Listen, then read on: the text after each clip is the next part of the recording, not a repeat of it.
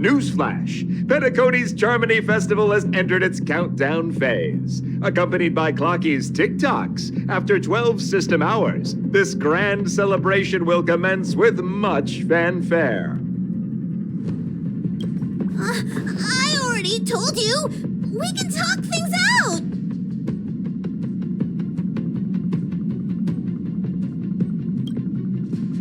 I'm sorry, Fluffy.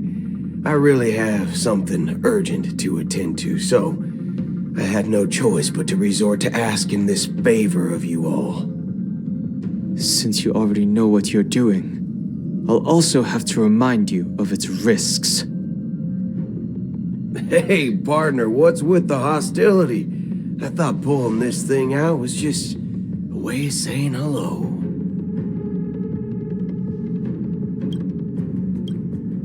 For the last time, state your identity and purpose.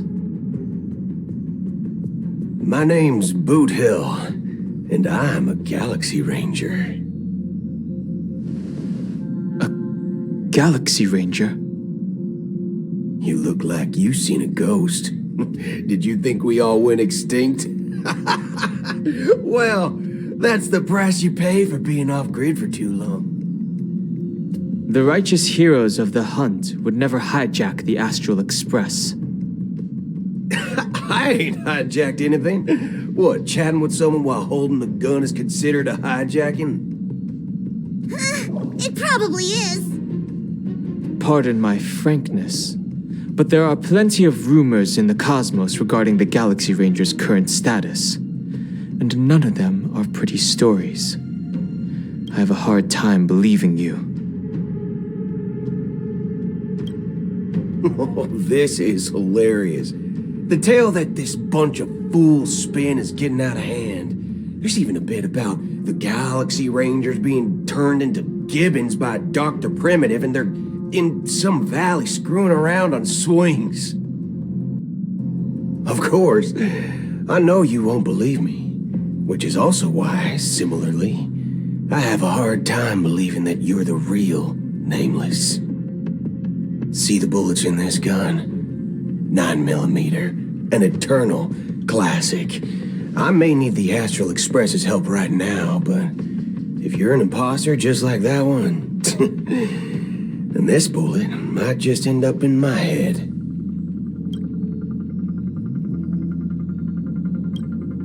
I can't allow myself to be exposed to danger. That's just the way it goes, so you all have to first prove yourselves. Huh? Where are you going?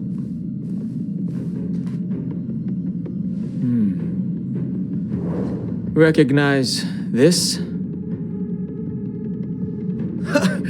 It's a model fudger. The Jade Abacus of Ally and Oath. The CN Joe really gave this to you guys? Model fudger? This is the Jade Abacus gifted to the Express by the Xianzhou Luofu's general, Jing Yuan. Its presence on board serves as the Xianzhou Alliance's official recognition of the Express. Is that enough? Not bad, kiddo. And across these sprawling stars, a gentle squeeze is all it takes to rustle up a whole legion of Cloud Knights. Now, I reckon that'd be one fudging sight to behold. Now it's your turn.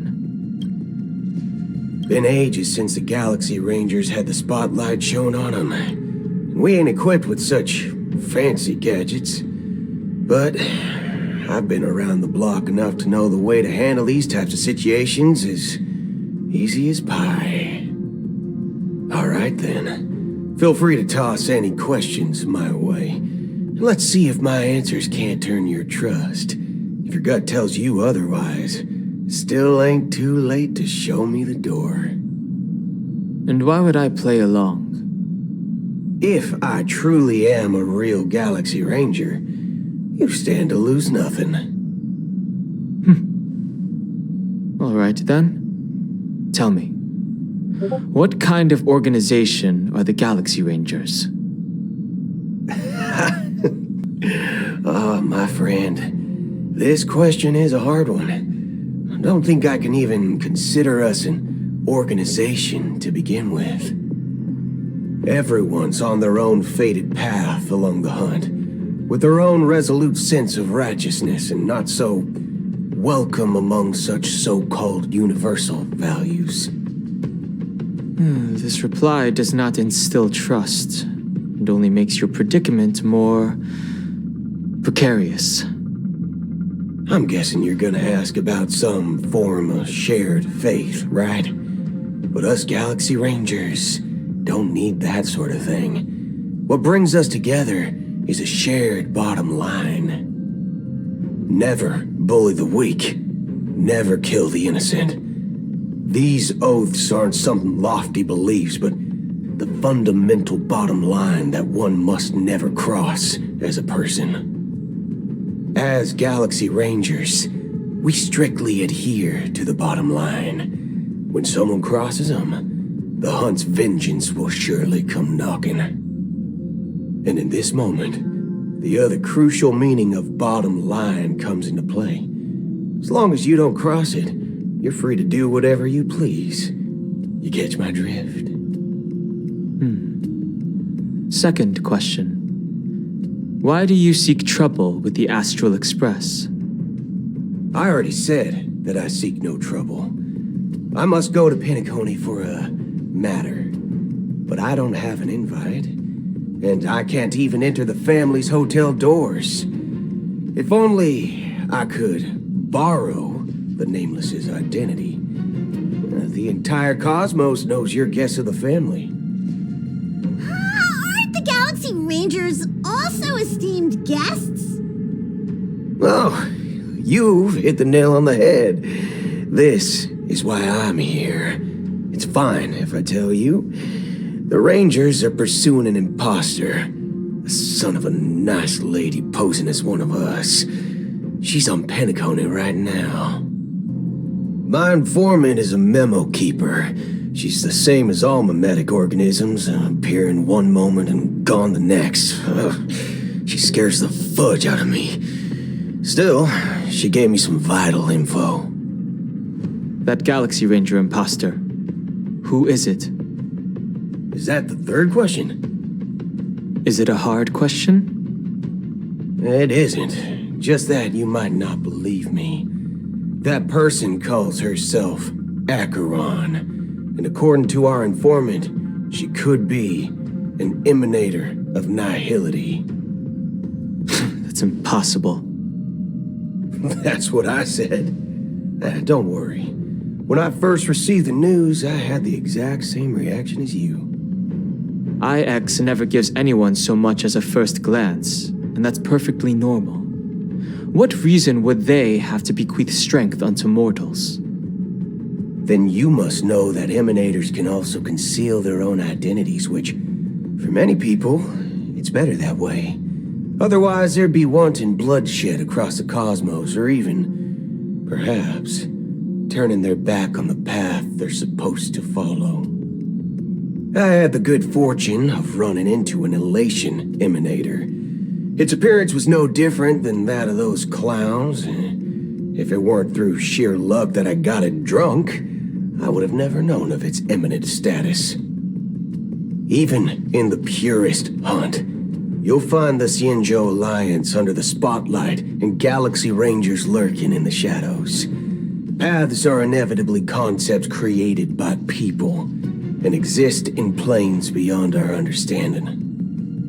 To reckon that nihility emanators don't exist, well, maybe we just ain't nihilistic enough. So, do you understand now?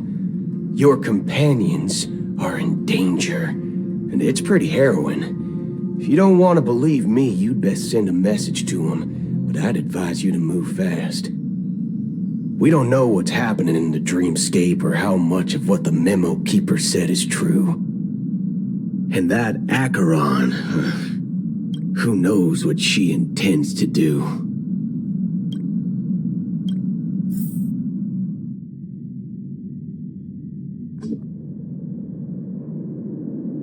don't intend to do anything.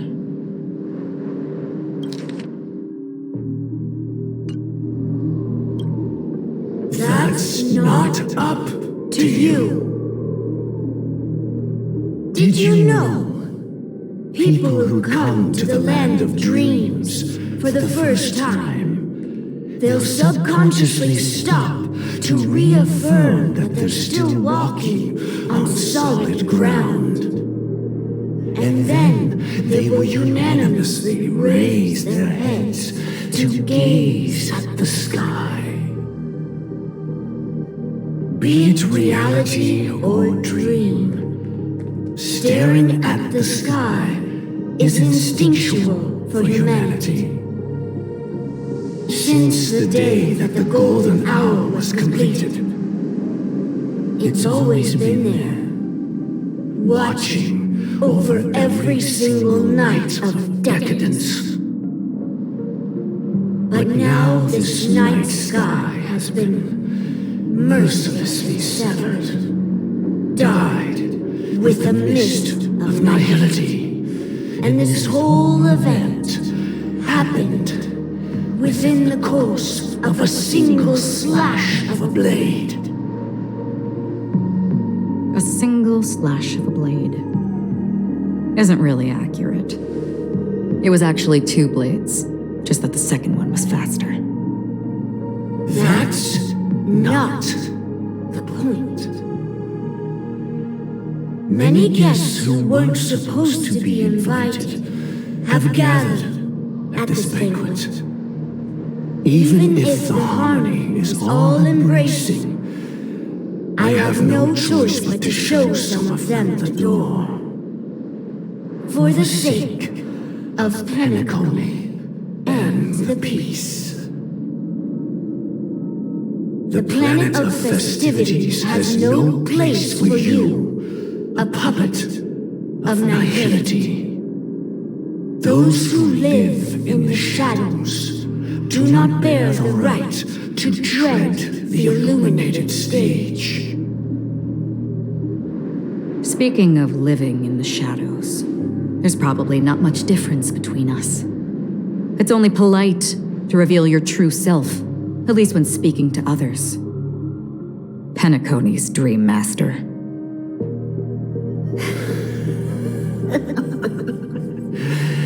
That's just another reason that you can't stay.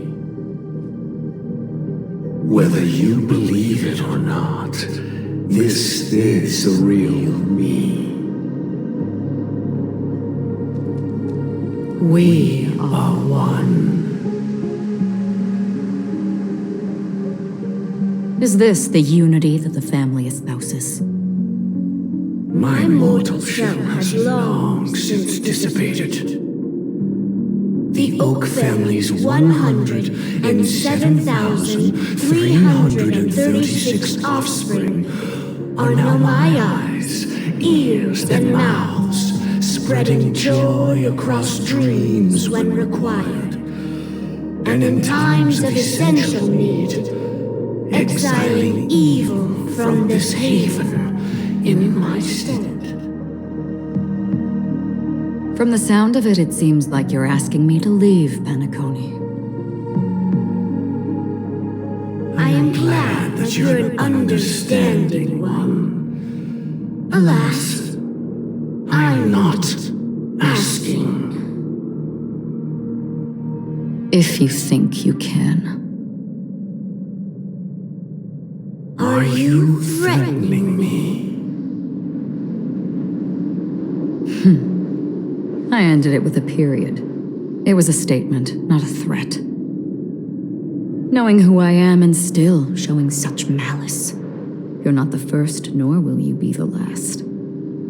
This scene played out many times before. And usually, when faced with my questions, most people retort, "Why can't I?" The result has invariably been that they can't. You are confident. But be reminded, the family is forgiving, but not weak. The chords of the harmony extend across worlds, If you do not comply, when the blade is unsheathed for even a hair's breadth, you will never be able to escape the eternal Centurion's wrath in all of your lifetime. 137 individuals. That is how many heathens I have exiled since I became Dream Master. Among them were those who once severed my wings, and those who immolated my body. And here I stand again, about to add another mark to the tally. And you will die. I mean, all of you will.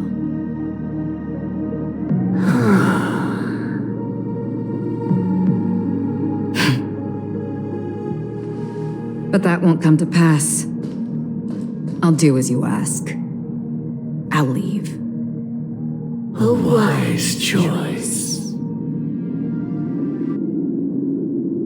I wasn't aware there was a choice. To you, that surely is the only option. Please bear in mind, you and Penacone are of different worlds. Those born on the far bank cannot seek solace across the river.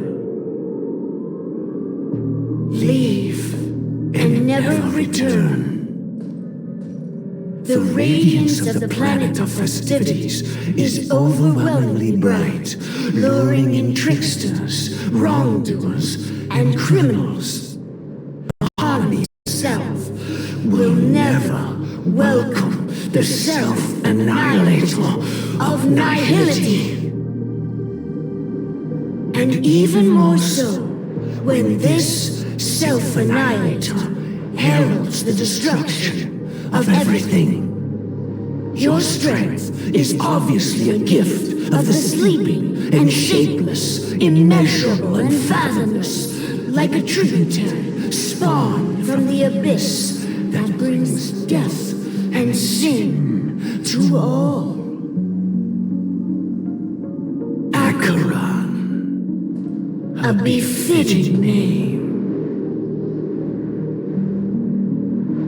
Take it from someone on the other side of your so-called river. You know better than I do that Penacone has already deviated from the harmony. Whatever your intentions may be, I foresee only one outcome. Its future holds nothing but nihility, just like all the worlds that have drowned in their shadow.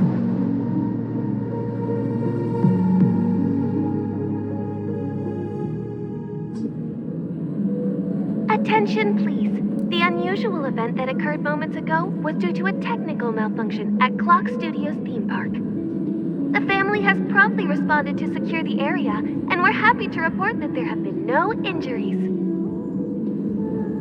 Oh, I swear that was no movie shoot. So many chips fell from the sky, and I even caught one of them. But it vanished in an instant before my very eyes. Excuse me. Are you talking about the Clock Studios theme park incident? Yeah, what about it? Oh, Miss Robin, am I seeing things right? No need to worry. I apologize for any inconvenience caused to your delightful dream journey. What you just mentioned about the chips really piqued my interest. Would you mind providing more details about the incident? Oh, it was just those chips you normally see everywhere. The green ones, they fell from the sky as if it were raining. And then those chips simply disappeared. It appears to be the Dream Sim tech the Iris family has been developing. Huh? Miss Robin, you mean those chips were all part of a performance? But I really... Shh. This technology hasn't been made public yet. It was originally planned to debut at the Charmony Festival, but it seems it's been leaked. Can you help me keep this secret? The raining chips were supposed to be part of my act. Oh, I see. Then it all makes sense now. I'll do anything to help make the Charmony Festival a success. Thank you. As appreciation, I'd like to give you a token gift. Oh, this button is... Press it at just the right moment in the celebration, and there could be an unexpected treat in store for you. All right, it looks like there are other guests who are also confused. I'll have to excuse myself. Please, enjoy the dreamscape. So many people talking about it. This commotion at the theme park definitely made waves.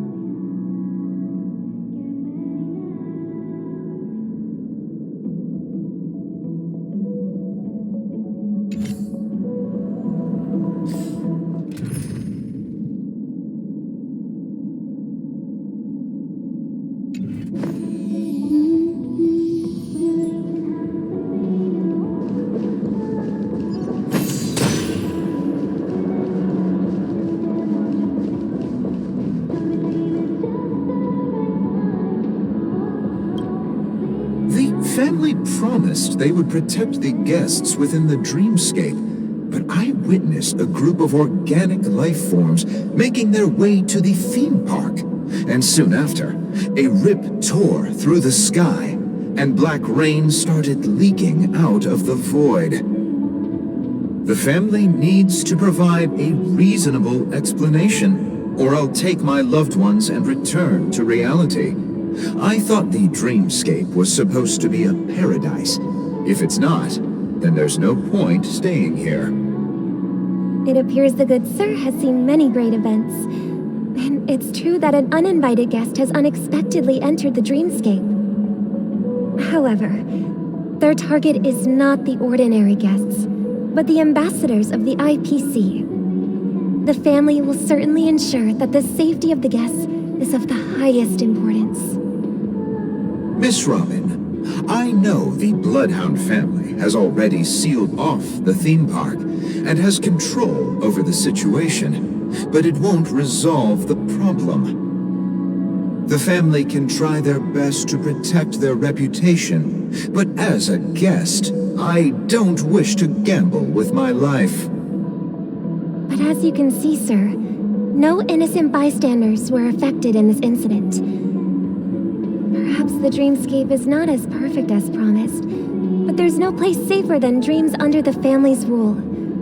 I believe you know this better than I do. If this incident happened in real life, how many people would be able to walk away from it? I could stay here, but keep in mind, guests come to Penacony to enjoy the dreamscapes. They do not wish to be entangled in a conflict between the family and the IPC, so let's not have any more unnecessary incidents. Of course. With the Charmony Festival about to commence, we will spare no effort in our preparations. Rest assured. To express our apologies, the family has arranged this gift for the guests. Thank you for understanding.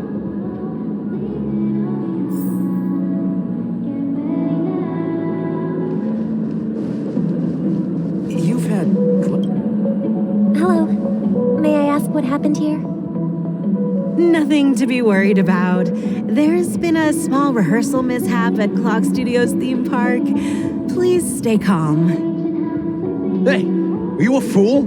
You don't even recognize Miss Robin? Who do you think you're talking to? I'm sorry. I've just been transferred to the Bloodhound family, and I'm still not too used to working on the streets. I didn't realize it was you. I'm so sorry. Hey, don't sweat it. You guys have a tough job. I know how it is. How's the situation looking? Oh, we've sealed off the theme park. most guests are used to bizarre phenomena in the dreamscape, and so far, no threats have been detected. We can expect order to be restored soon. Rest assured, Miss Robin will intensify our patrols to ensure that no incidents occur.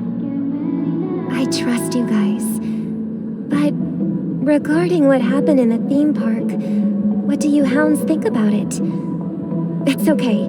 Feel free to speak your mind. Well... Actually, I was there shortly after it happened. Is it true that the IPC's ambassadors came with ill intent? And that Galaxy Ranger who easily cut through the sky? Miss Robin, tell you the truth, everyone's been talking about it. The myriad factions on Penacony have already been causing unease for everyone. Thank you all for your loyalty towards the family. The planet of festivities has indeed run into some trouble. The representative from the IPC, he's trying to regain ownership of Penacony and is prepared for a hostile takeover. Of course, the family did not agree. The result of the failed negotiations is as you see it now. No wonder. So this is the main reason why the IPC staff are banned from entering the dreamscape. Did they apprehend the troublemaker in the end? Don't worry. Mr. Sunday is currently tracking his whereabouts, and he'll have something to show for it soon. However, given the situation, the IPC surely won't let this go easily. Therefore, we are relying on you hounds to maintain the order and stability of the dreamscape.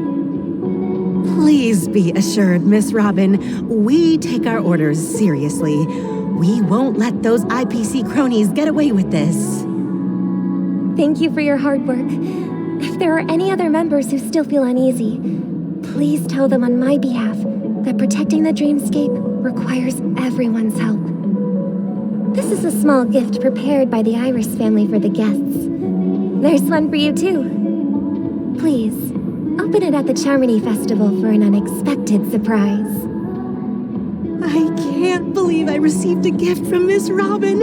It feels like I'm dreaming. Wait, I am in a dream.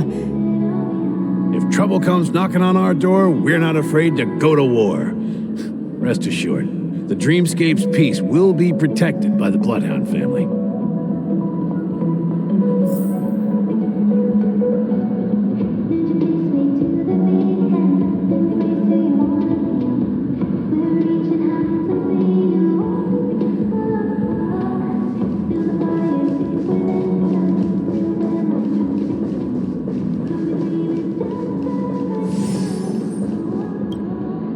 Miss Robin? That's the renowned cosmic superstar, Miss Robin! I didn't expect to meet a fan here. I'm honored. Welcome to Penacony, a world filled with wonderful dreams. I can't believe I'm actually meeting the real Robin! Shouldn't you be preparing for the Charmony Festival? Preparation is important, but the ceremony is fundamentally about sharing the Great One's harmony with everyone. If there's a chance to sing with everyone, I will not refuse. Regarding the recent mishap, I understand it negatively impacted some of our guests. As a member of the family, it's only right for me to come forward and offer my apologies to everyone. But, are you sure it was actually a mishap? Everyone saw those chips descending like rain and the red light tearing through the sky. Claiming it was merely special effects seems a bit far-fetched. Plus, I met that generous gentleman. He looked really out of it and kept talking to himself. Is this also part of the performance? Everyone, please do not panic. I believe that the family will give everyone a satisfactory answer in due time. Even if you say so, Miss Robin, it's hard to believe. Some people just never listen, do they? It's never ending. It just goes on and on. I'm getting really tired of this. Miss Robin? Still, I suppose I should keep on helping everyone. I am the epitome of joy, kindness, and goodness, after all.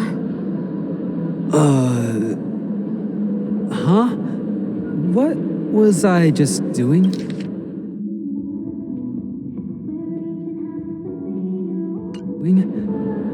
And, who might you be, miss?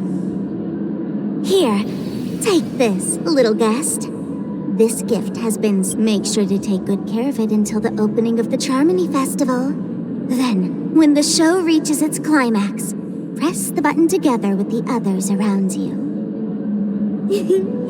You never know. Something very exciting might happen.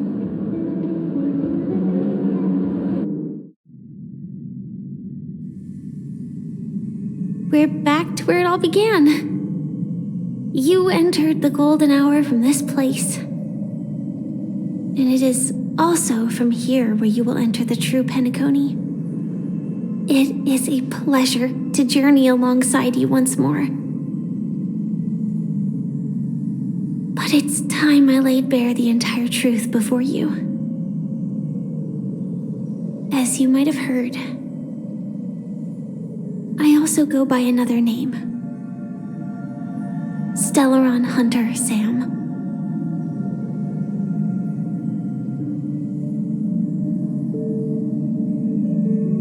I know you have many questions.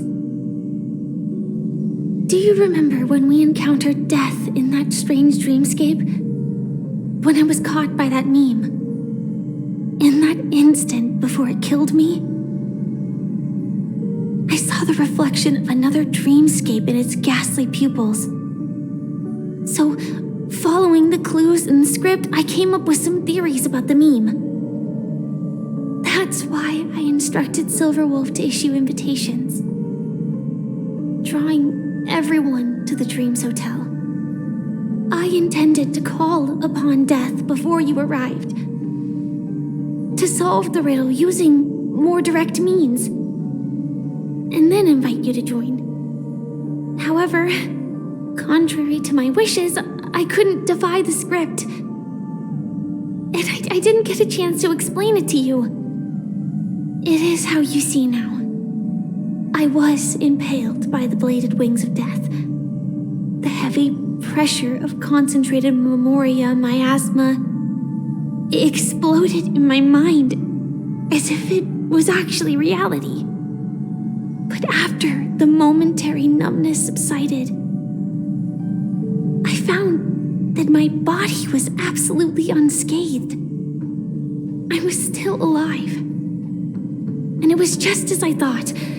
I had arrived at a place starkly different from this beautiful dream. Beneath the dreamscape of Penacony lies another, more chaotic, more primal memory zone. Its name? Land of the Exiles. And so, then I returned to the hotel in the dreamscape, hoping to tell you of its existence. Yet I could not reveal my own identity. So, I could only divert your party's attention and lure you away from the battlefield. And after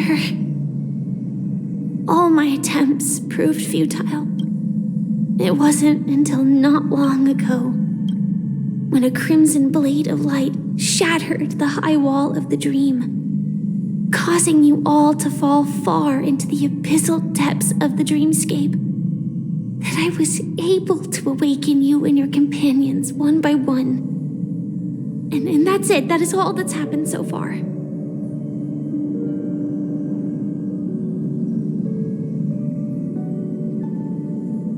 I know it's tough to believe all this without reservations. I just want to say you are very close to the final answer. Just one more thing needs to be done.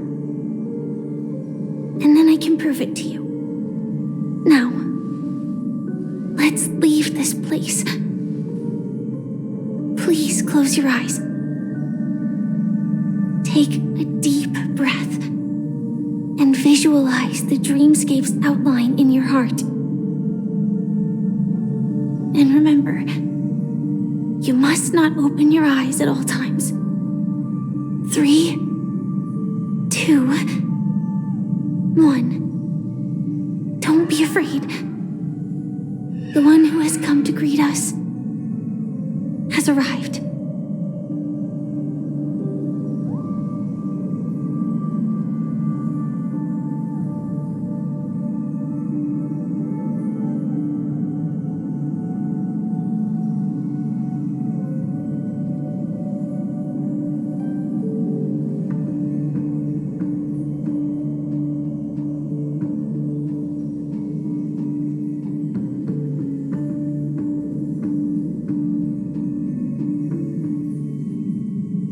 I never knew you could do this. Do you have a driver's license? I do. That is surprising. Why? Because this is Japella, the city of sins? No, it's nothing. I'm just thinking that you haven't slept in 20 system hours. Are you sure you're okay? I'm fine. I'll survive. Same goes for you. I'm not so sure about that. Slow down a bit. Infiltration is over. Feel free to activate Sam anytime you like. There's still some time before the next part of the script unfolds. Let me stay a little longer in this body.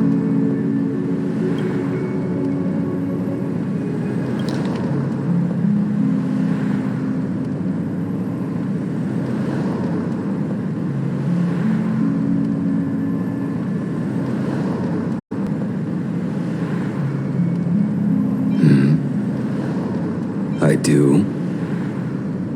Why? Because this is Japella, the city of sins? I'm fine. I'll survive. Same goes for you. Infiltration is over. Feel free to activate Sam anytime you like.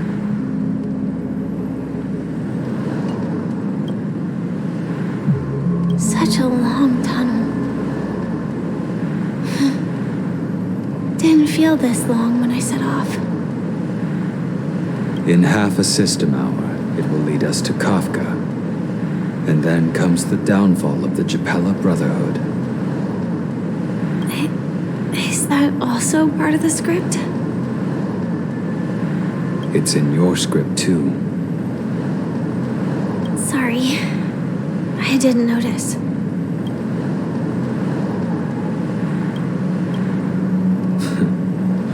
Their destiny won't change just because of your selective ignorance. I told you before, it's a bad habit. What about you then? Is this the moment you finally find the death you've been looking for? As always, it's a blank slate.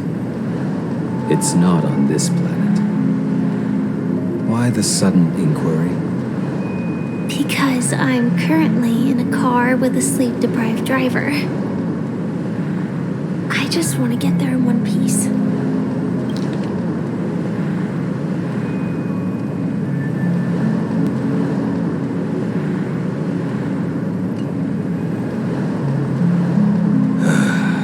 This car has full self-driving capabilities. I'll just put my hand on the steering wheel. Will that do? Hey, don't take everything so seriously. Elio would always say there's only one type of destiny. The inescapable type. He can see the future, and we, likewise, are aware of our predetermined end. But before that moment arrives, we can still choose what we do. We all have this right, don't we? After today, Japella's name will disappear from cosmic history, and the Everflame Mansion will take its place. In the not-too-distant future. you'll receive an invitation. That's your next stop. Land of the Dreams. Penacony. I hope you find whatever you seek there. Be it answers or salvation.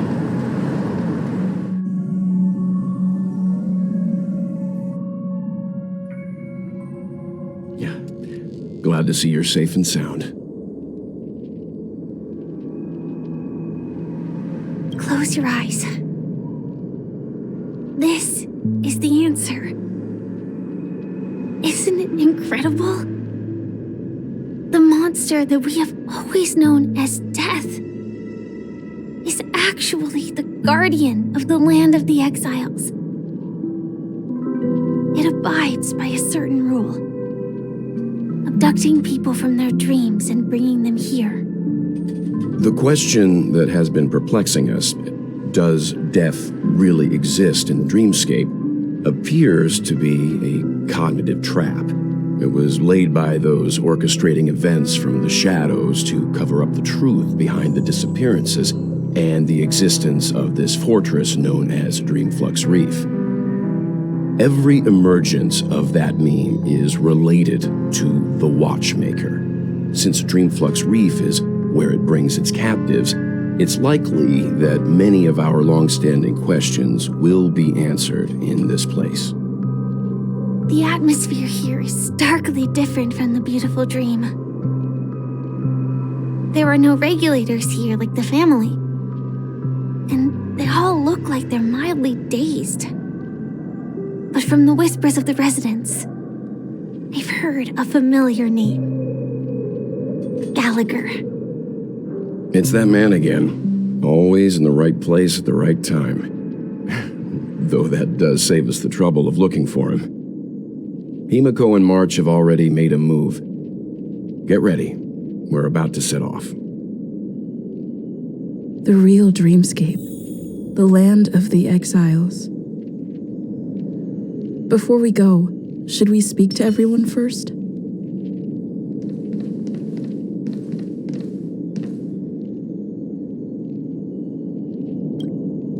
I'm really sorry for waiting until now to tell you everything.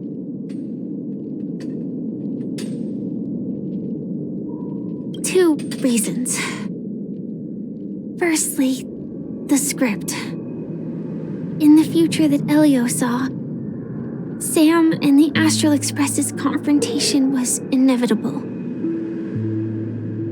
I tried to break the shackles of the prophecy, but this is as far as I could go. That aside, there were also my personal motives. I wished to travel with you as Firefly, and not Sam. Thank you. Elio only gave me one instruction. Allow the Astral Express to pursue the Grand Legacy. It means that the Watchmaker's legacy holds great significance to trailblazing. And to you. Elio's scripts used to revolve and expand around certain specific Stellarons. But with your appearance, this condition has apparently ceased to be appropriate. Perhaps he also saw the impossible in the future.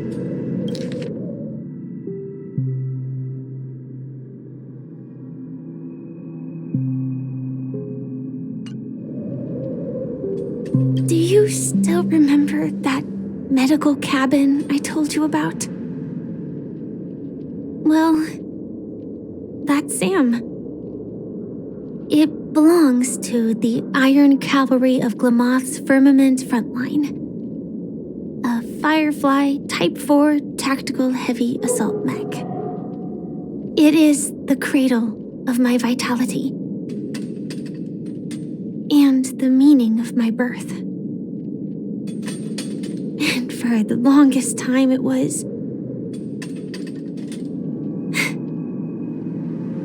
how I I should have looked to the rest of the world.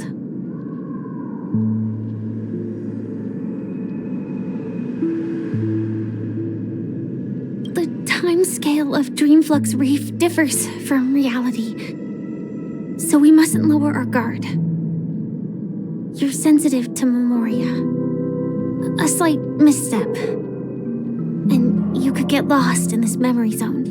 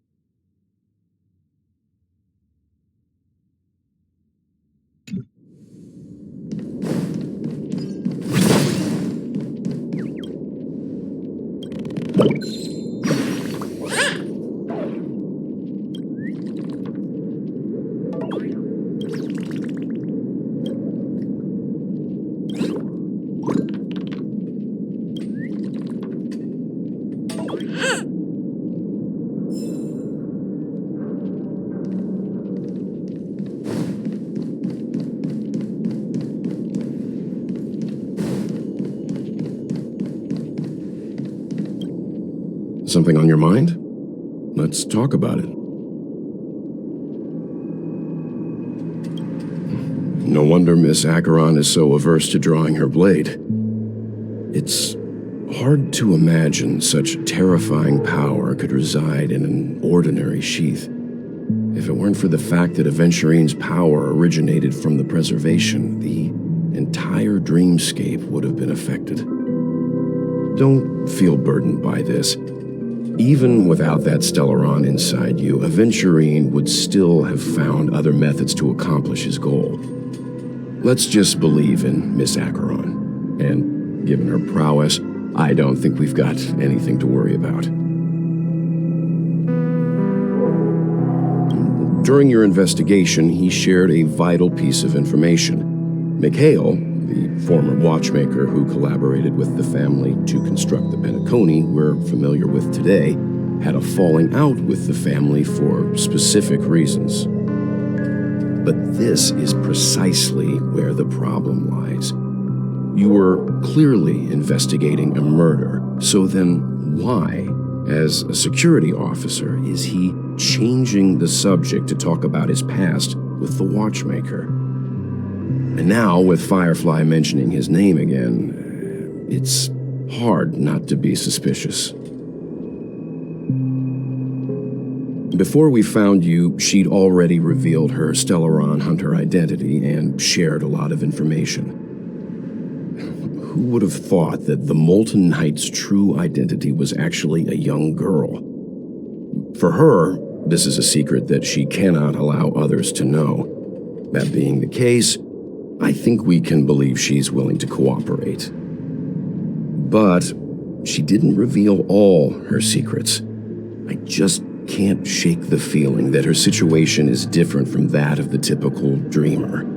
And I hope that doesn't lead to any dangerous predicaments. I hope you've regained a little composure. We'll move out when you're ready.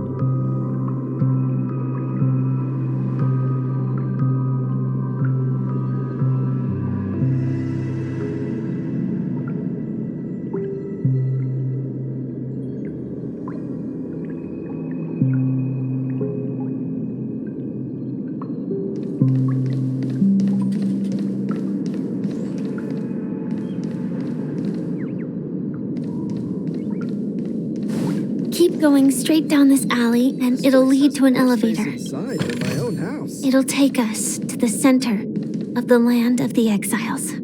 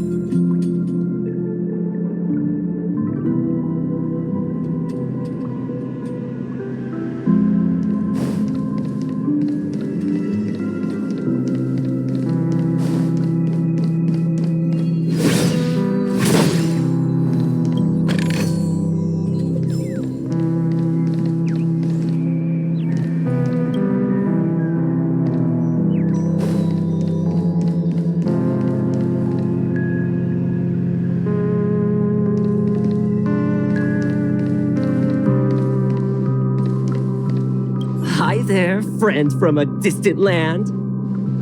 I hear the Watchmaker's legacy is right here. Let's say we go treasure hunting.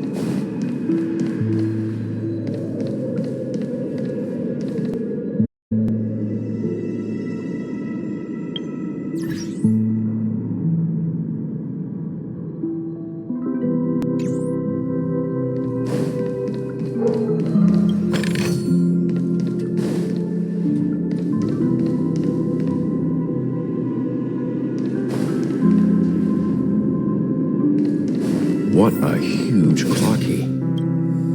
Looks like the watchmaker also left his mark on Dream.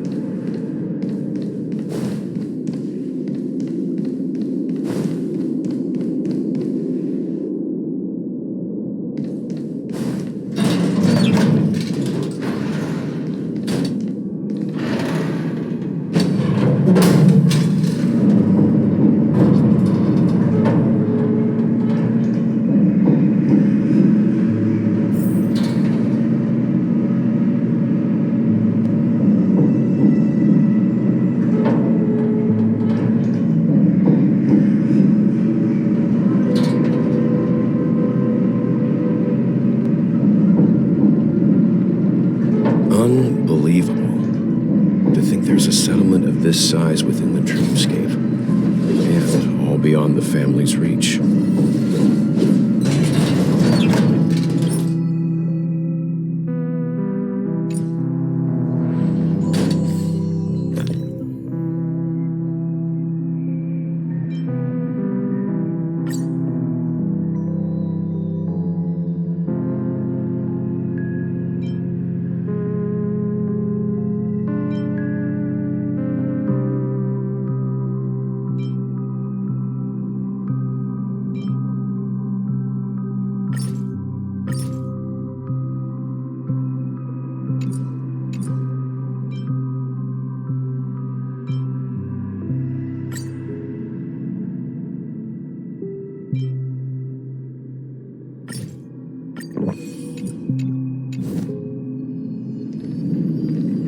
The atmosphere in this fortress is pretty different from that in the beautiful dream. When I first saw it, I was in awe too. The sky here, it's like a reflection of the 12 dreamscapes. What's even more bizarre is that this place is also separated into trade and residential areas. The layout may be simple, but the facilities are very comprehensive. It seems that there are quite a number of people living here. Though both dreamscapes have distinct styles, the architectural designs are quite similar. Works of the same hand, perhaps. Hard not to speculate on the connection. But there's no point in overthinking things. Let's meet up with Himiko and the others first. Take a right turn at the end of this road and you'll reach the trade district. There are more people there, and perhaps someone knows where she is. Not coming with us?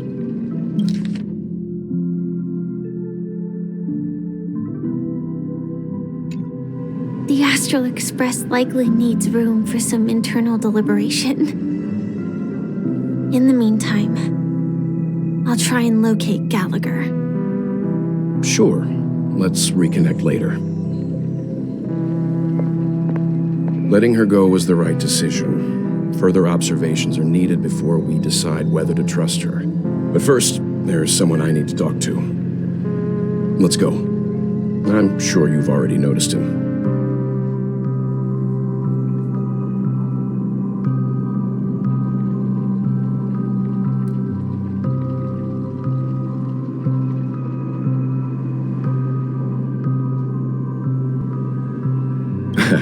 Not exactly. I've only met him once. Look, over there. The Reverie Hotel's bellboy. How did he end up here? And right after Miss Acheron severed the beautiful dream.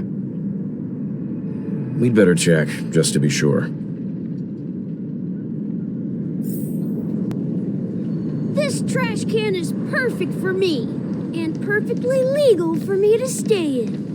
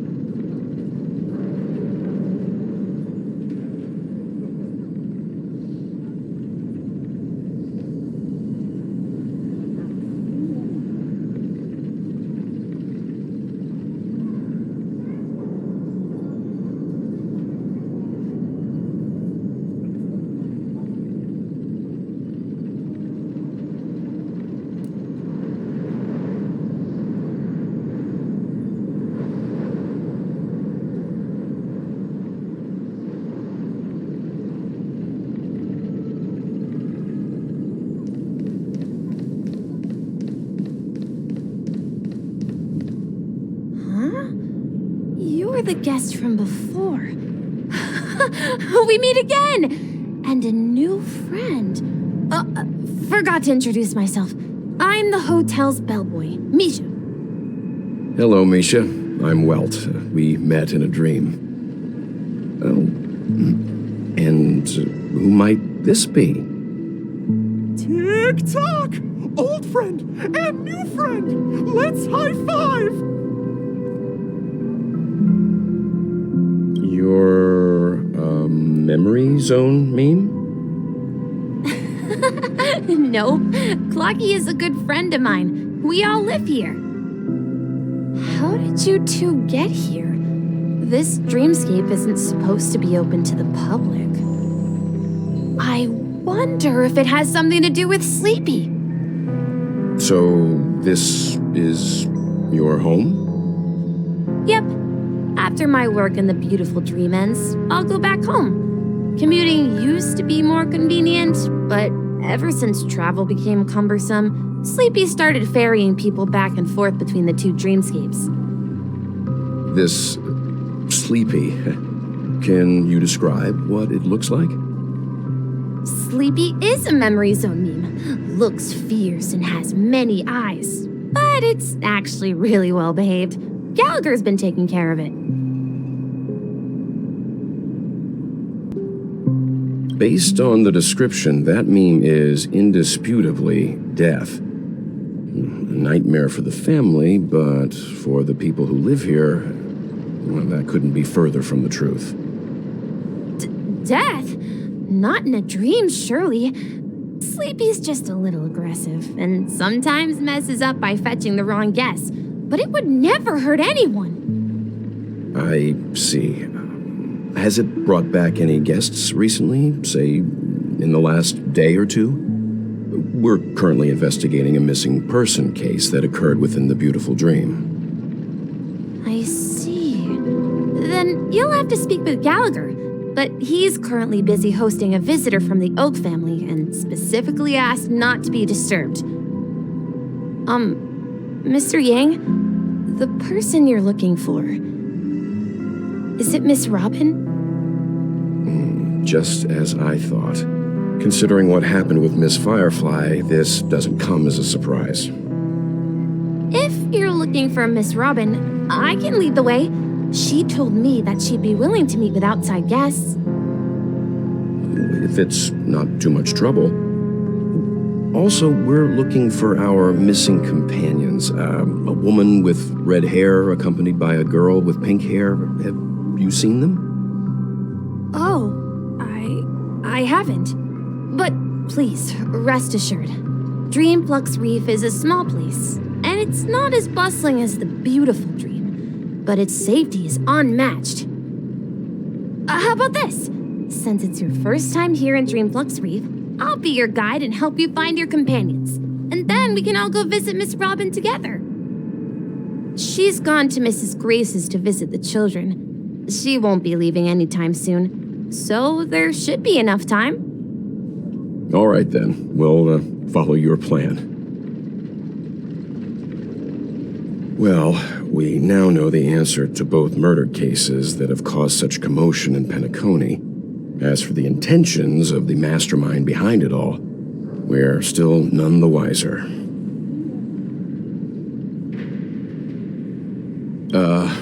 No idea. But its connection to Gallagher is worth digging into. Regardless, we have to find him. Say, you mentioned before that you saw a Clocky that only you could see, right?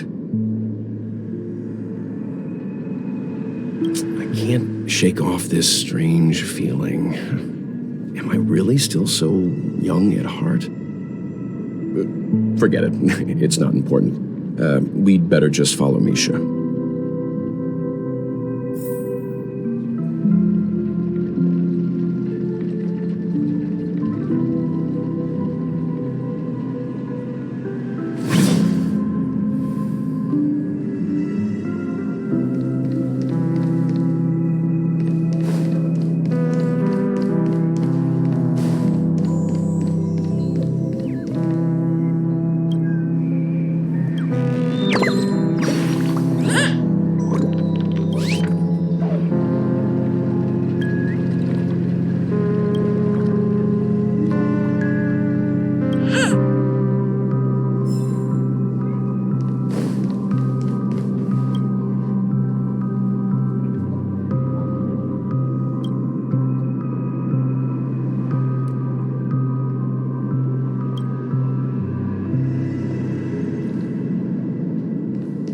Leave the dreamscape forever.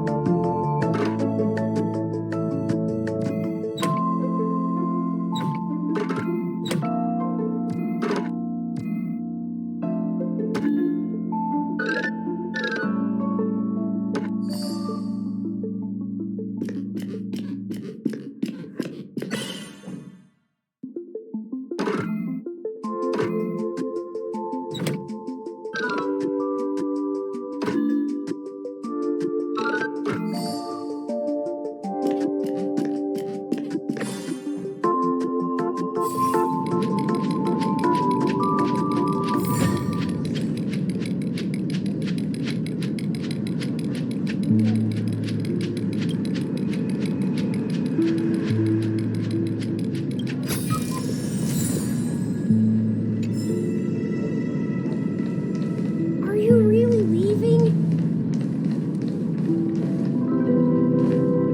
I'm just tired of being in such a high place.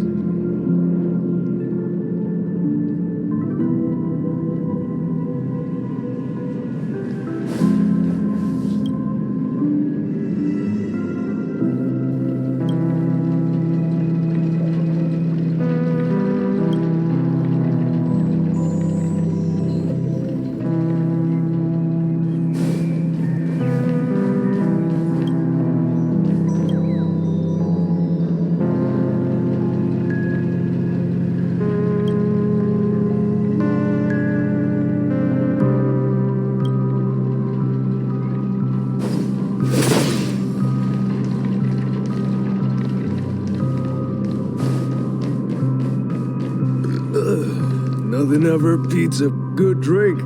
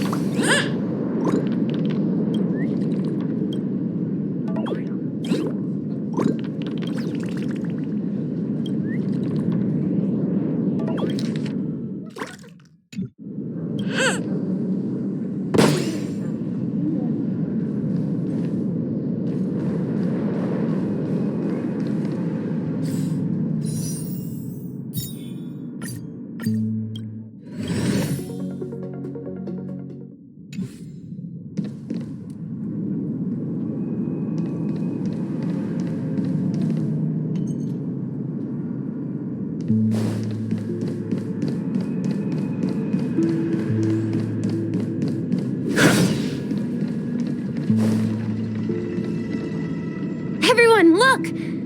From here, you can see the most spectacular view of Dreamflux Reef.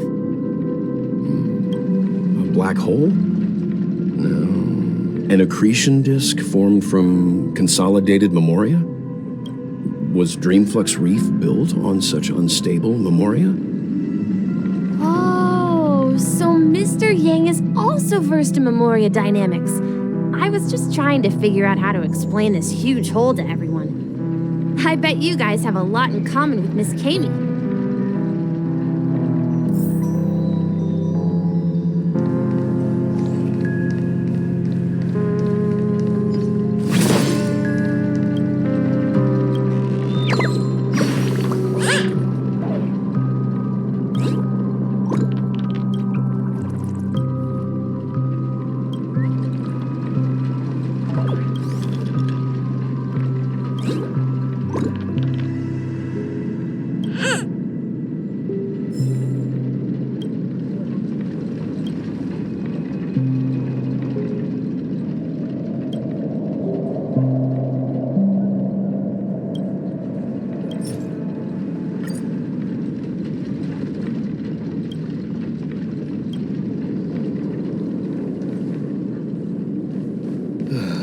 I'm just a wallflower.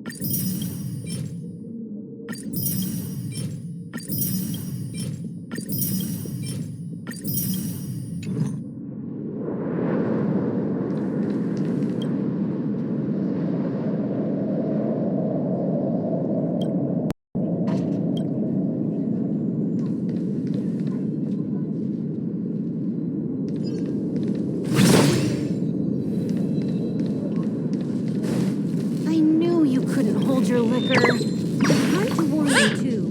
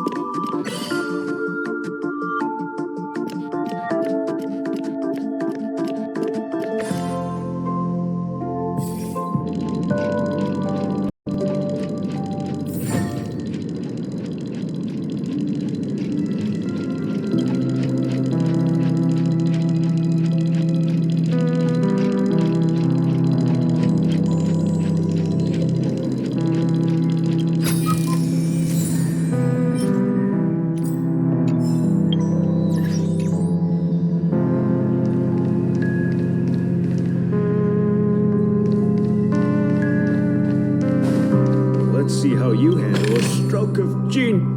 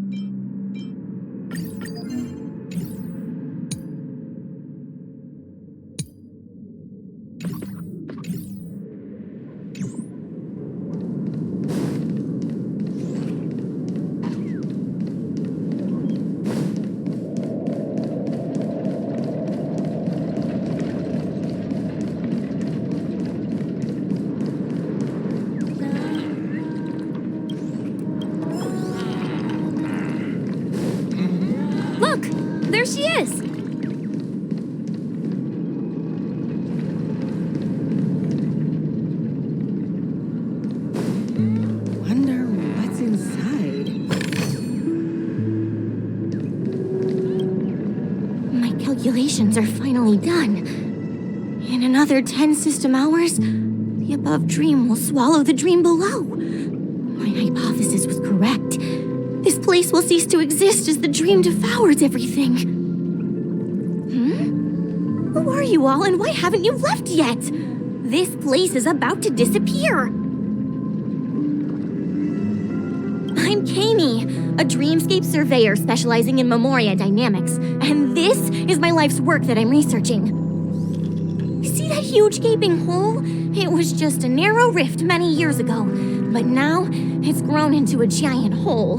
The surrounding Memoria has been flowing towards the other end of the hole at a constant velocity, slowly but surely.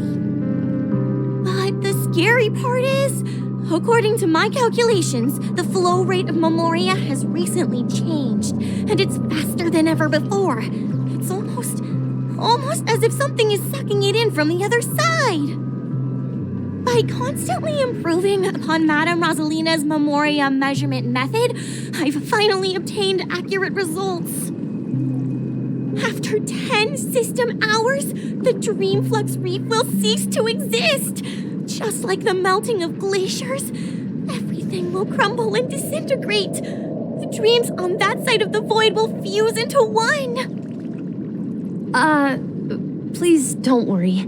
This sort of thing has happened many times before. Miss Kami isn't a bad person. She's just a bit lost in her own world. She'll probably realize she's wrong soon enough.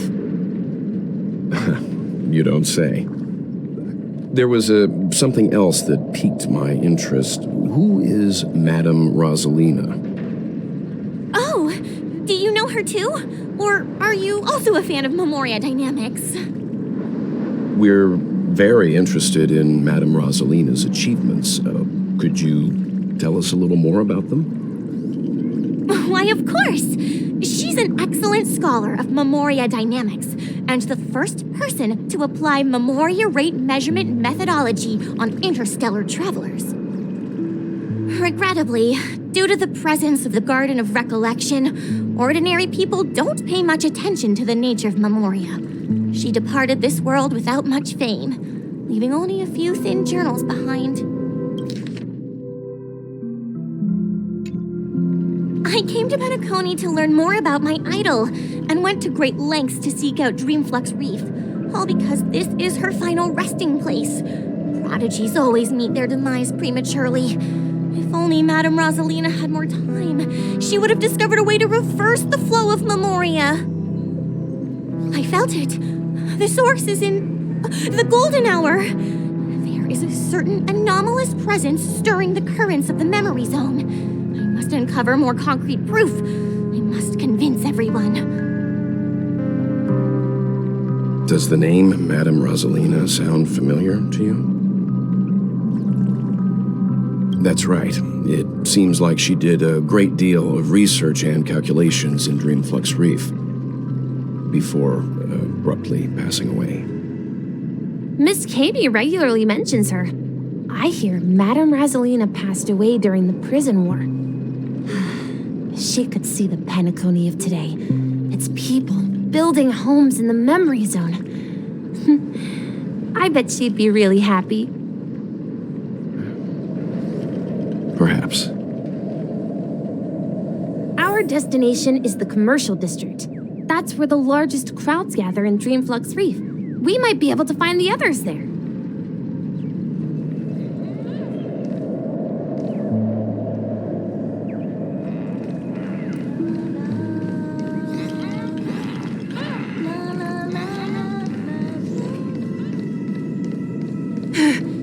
Let me go! Please, come to your senses. I'm begging you. Ghost! There's a ghost! Don't come near me! Oh my. I'm human and so are you. Can you get a grip? Mr. Yang and Miss Trailblazer, I've been waiting for you. Quickly, come help. I bumped into a member of the family on the way here. He was so scared, and I just wanted to calm him down. But... Let me go! Let me go! I've only done good in my life. Why can't I rest in peace after death? Well, this is how it turned out. Ha, you're a regular comedian. He thinks he's dead. Although, when I first fell in, I also thought the same. Dear guest, this is not the afterlife. This is Dreamflux Reef. That's right. Did you hear that? Repeat after me. Dreamflux Reef. You're talking to someone invisible. If I'm not dead, what am I? I shouldn't have pushed my luck and tried sleeping in my dream. Curiosity kills the Papeshi. So stop asking. You'll alert the monsters. All the dead are right here. All of them. You're not talking about the memory zone meme, are you? Don't say that name! It's all your fault. They're coming!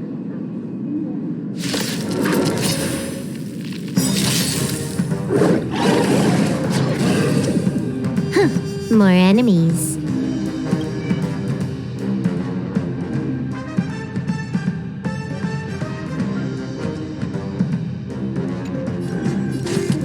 Time for a buzz.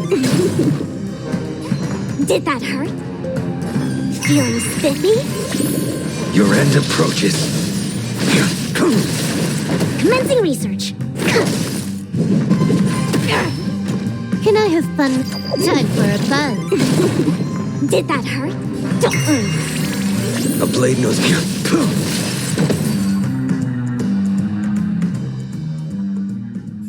He passed out. His intense negative emotions attracted the nearby memory zone memes. I see. But why aren't the other people around here scared? Unlike in the Sweet Dream, people here don't see memory zone memes as dangerous monsters. And even if they pose a threat, people can easily escape by forcing a wake-up call. But we can't just leave this man here. Can we take him somewhere safe? We can ask Jessie for help. I've gotten to know many locals while waiting for you guys. Everyone here is living a self-sufficient life. I don't know how to describe it, but this place feels like the real dreamscape.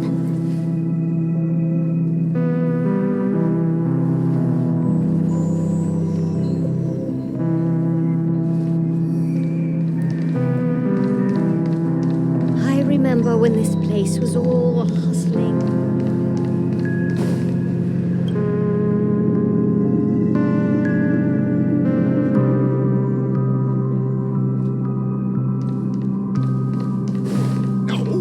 At this rate, the family will be done for. Done for!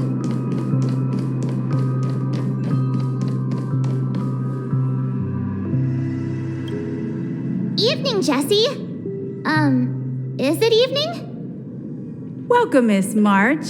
Who might these be? These two are my friends. As for the man lying on the ground, he's a scaredy cat who fainted from fright. I see. Another poor guy who accidentally ended up here. I'll take care of him. There have been a lot of new faces lately. Things must be tough in the beautiful dream. The few remaining havens of freedom in Asdana will soon face trouble. Do such things often happen here? Not really, but they're becoming more frequent now. Guess it's one of the signs of the Sweet Dreams collapse. This man has had quite the shock. Could you help me find a Halovian lady, March? Her songs can heal mental wounds. A Halovian lady? That must be Robin. She's also here in Dreamflux Reef. Huh? Robin? But I thought she... Oh, right. If Firefly is here safe and sound, then it means Robin must be okay too. Misha is about to take us to her to find out what happened. But before that, let's meet up with Himiko. You were with her earlier, right? We met some stowaways in the residential area. Most of them came from neighboring star systems. I heard that places like Dreamflux Reef are scattered throughout the memory zone of Asdana, like islands in the ocean. They existed before the family arrived. I also heard that when Dreamflux Reef took shape, it was the center of all dreamscapes in Penacony. If that's true, it's no wonder there are so many similarities between this place and the Sweet Dream. Himeko must be gathering information. Let's hurry up and get going.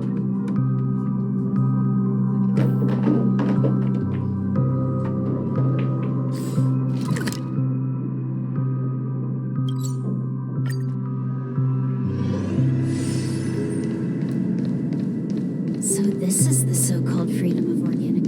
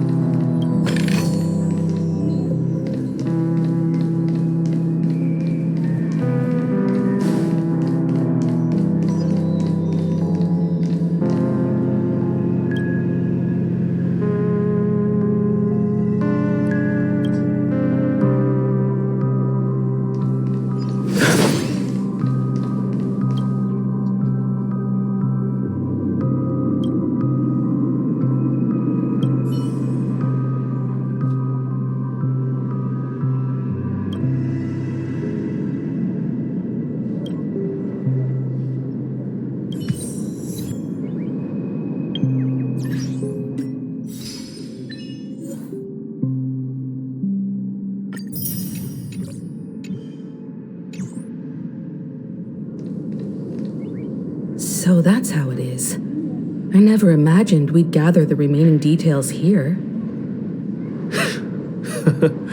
To borrow Gallagher's catchphrase, what an unpredictable twist of fate. Himeko, here they are. Ah, perfect timing. Now that everyone's here, I'd like to introduce everyone to Micah, who's partly in charge of the Land of the Exiles. Micah, these are my companions. It's a pleasure to meet the Nameless. You know us? I've been keeping an eye on you since the day you arrived in Penacony. We would have met under more appropriate circumstances if Dreamflux Reef hadn't been isolated from the 12 dreamscapes. Please, allow me to formally introduce myself. I'm Micah, the Gravekeeper of Dreamflux Reef. Gravekeeper? Life in Dreamflux Reef is pretty liberating. Everyone here mostly keeps to themselves, without meddling in others' affairs. My daily task involves cleaning a few tombstones. You're too modest, Micah. When lost dream chasers stumble upon this place, you're the one who takes care of them, guiding them back to the sweet dream, or showing them how to survive the wild dream chaos. So, a guardian of sorts. Were you talking to me, Mr. Yang?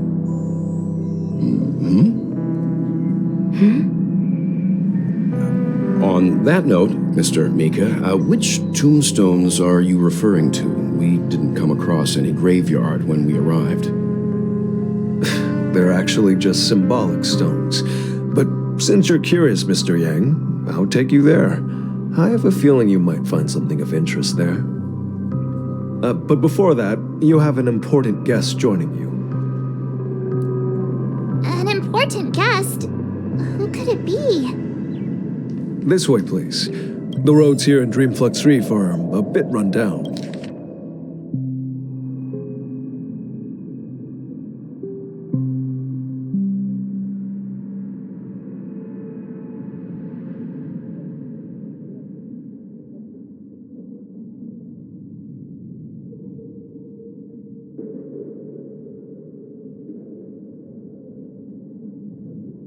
So, watch your step.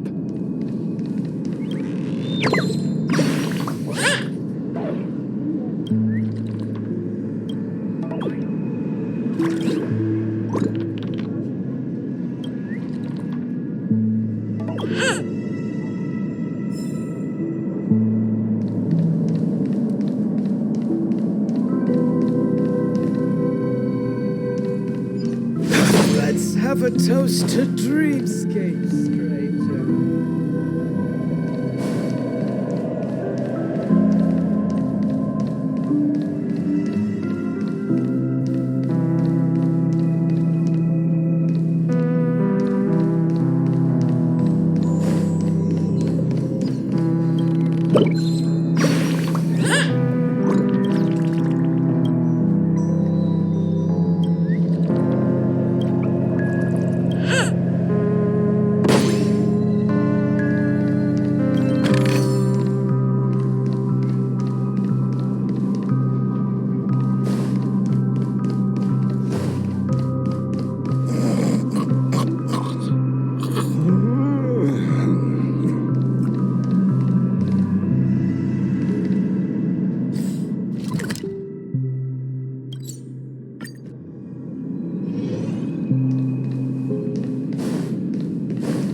There she is. It really is her! Miss Robin! Everyone sang so wonderfully. It's not often that I tried this music style, but I've gained some valuable insights from it. Oh, I can't thank you enough, Robin. Well, these kids have made incredible progress in only a few days. It was nothing, Grace. I merely taught them how to sing. It was you who brought hope into their lives. Life must be quite difficult for them in reality, I imagine. That's right. Whenever it's time to say goodbye to these kids, they're reluctant to leave. But I've explored every corner of Dreamflux Reef, talked to everyone I met, and they all told me the same thing. This shattered dream is not worth clinging to. It seems you truly are a child of the Harmony. Emma and Andy are orphans I took under my wing. Carol there, with her blind eyes, used to work at a nutrition center in the outer ring of Penacony. And as for Gary, he's been living with autism since he was a child. They're not old enough to enter the sweet dream managed by the family. If we compare people to birds, these kids are like fledglings with impaired wings. But in this dream, well, they can fly freely. Even if they stumble along the way, well, they're still relying on their own strength. And me, an old lady with no legs. Well, without this dream, I couldn't even walk toward them. I'm glad that you found a new life here in Penacony. It's just... Don't worry, Robin. Dreams have their significance, but they aren't everything. Both the children and I understand this. No matter how long we fly through this dream, we will one day return to reality. But you know what? Emma and Gary aren't plagued by their insecurities anymore. No, and Carol is learning how to cope with her blindness. And Andy is livelier than ever. Well, even I've become more optimistic. You see, in dreams, we learn how to live. Once we return to reality, we learn how to survive. And should our feathers be damaged, then we share our wings with one another. There's no need to covet an illusory sky in dreams, because we have the right and the ability to fly towards a broader horizon. It's a relief to see you safe and sound, Miss Robin. It's nice to see you all again, Astral Express crew. I heard my disappearance caused quite the commotion out there. I'm really sorry about that. Since you're here, can we assume that you're fully aware of the situation in Penacony? Ever since I returned to Penacony, my voice started to change, until it gradually faded away. At first, I thought it was a temporary ailment, perhaps due to having been away too long.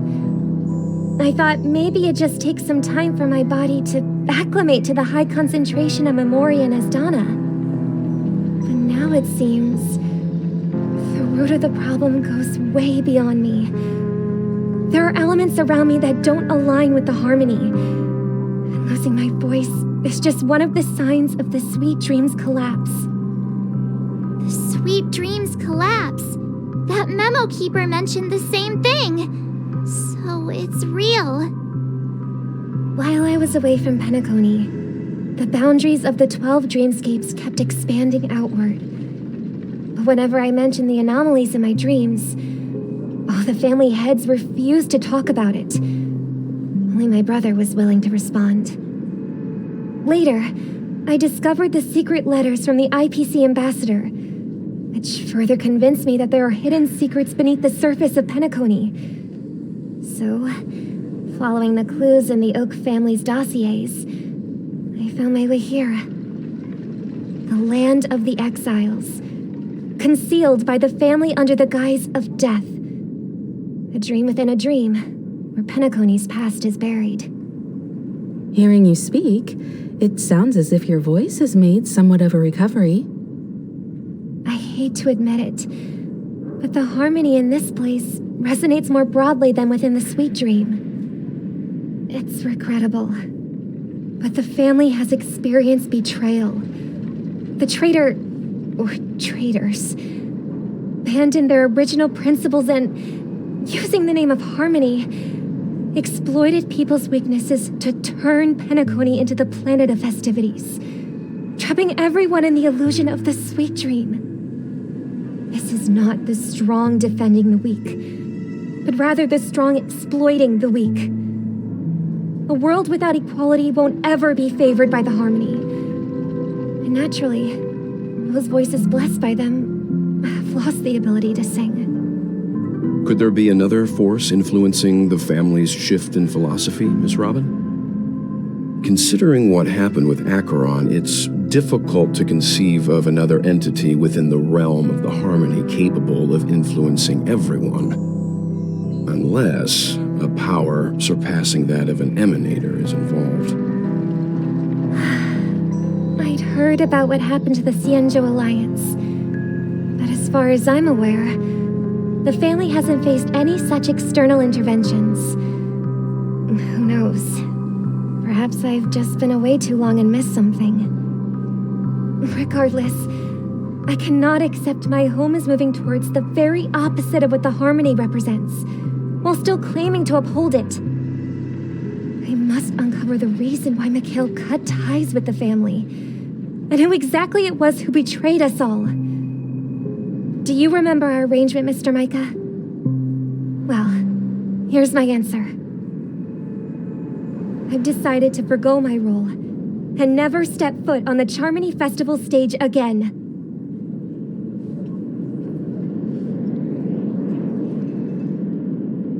Look here, brother. A little bird.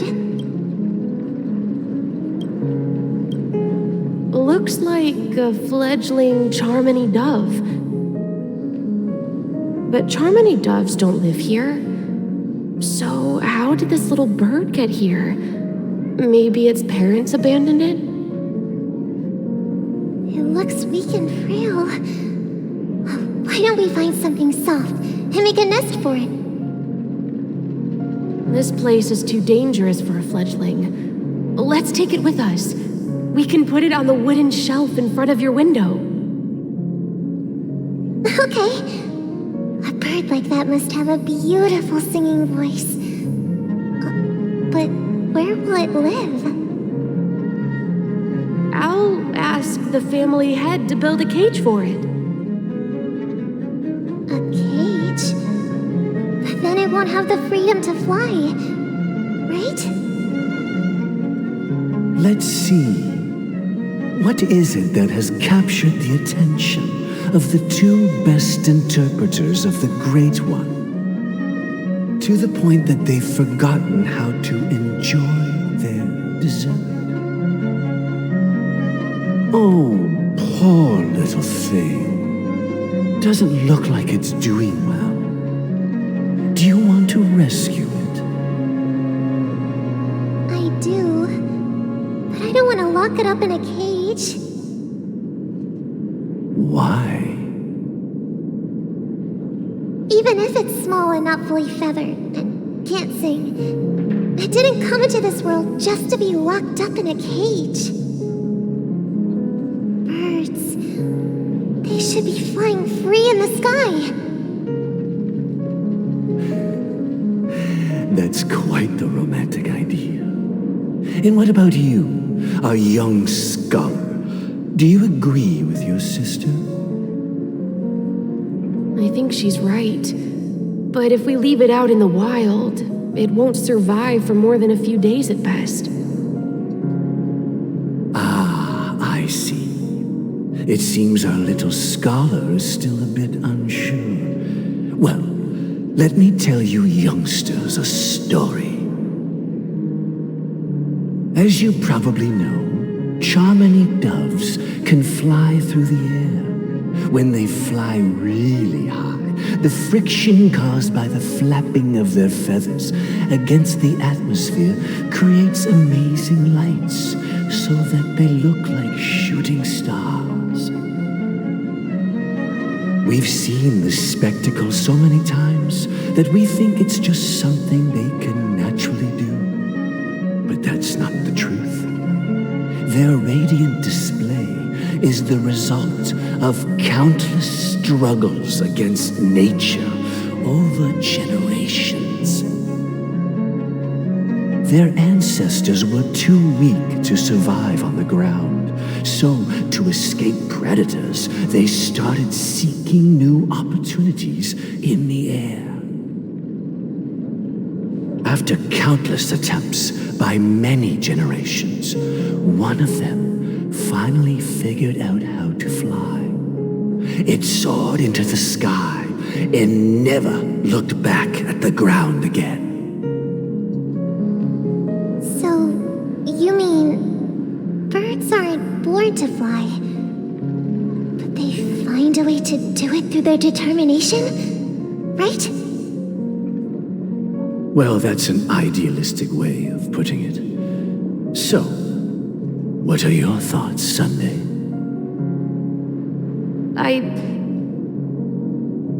I think people believe birds are meant to fly because they've never seen those birds crashing to their death. That's an interesting perspective. So, have you decided what to do with the bird now? For now, I'll keep it in a cage until it can take care of itself because I want it to live, no matter what. Well said, kids. It seems each of you has found your own answer. Your insights are truly remarkable, and I hope they come true in their own way. We will take good care of it, won't we, brother? Yeah, but Mr. Gopherwood, there's one thing I don't quite understand. And what might that be, my son? What if this little Charmony dove never learns to fly in the end?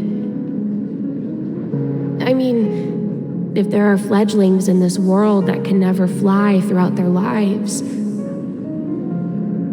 should we let them go back to the sky, only to see them crash to the ground and die?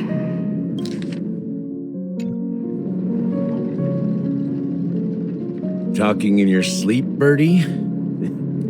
Time to wake up.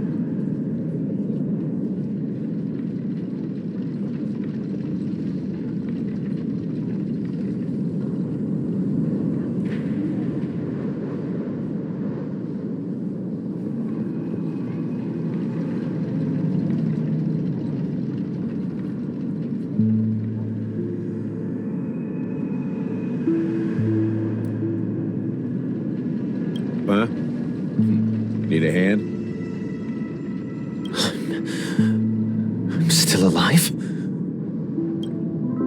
Yeah. Happy about that. Where is Robin? Tell me. Now. I knew that was going to be the first thing you'd ask. Don't worry, your sister is here, safe and sound. She's probably walking around the streets now. If I were you, I'd be more worried about myself. After all, right in front of you is the guy who just stabbed you in the chest with a dagger. If you wanted to kill me, you wouldn't give me the chance to speak. Just tell me your demands, lackey of the Watchmaker. So, you figured out who I am, huh? No wonder you had the guts to go against the Dream Master and the Four Families. Looks like I made the right choice. Choice? You are aware of my plan and see through my act. Time is running out, so let's drop the charades. I'm suggesting we cooperate. Cooperate? What makes you think I'd cooperate with you? The fact that the famous Robin has chosen my side. Plus, some clues about a traitor and a bright future for Penacony. Any of that catch your interest? I find it hard to believe a man who's full of deception. Fine. You don't have to trust me. What you should trust is the sense of justice inside of you. Show me Robin first. All right, as you wish. Here she is. Huh? What's your trick this time? Just kidding. I mean, this lady will lead us to Robin, right? And the crew, too. There are too many people who you owe an explanation. That'd be great. Please follow me, Honorable Oak Family Head. Now, all the actors are on the stage.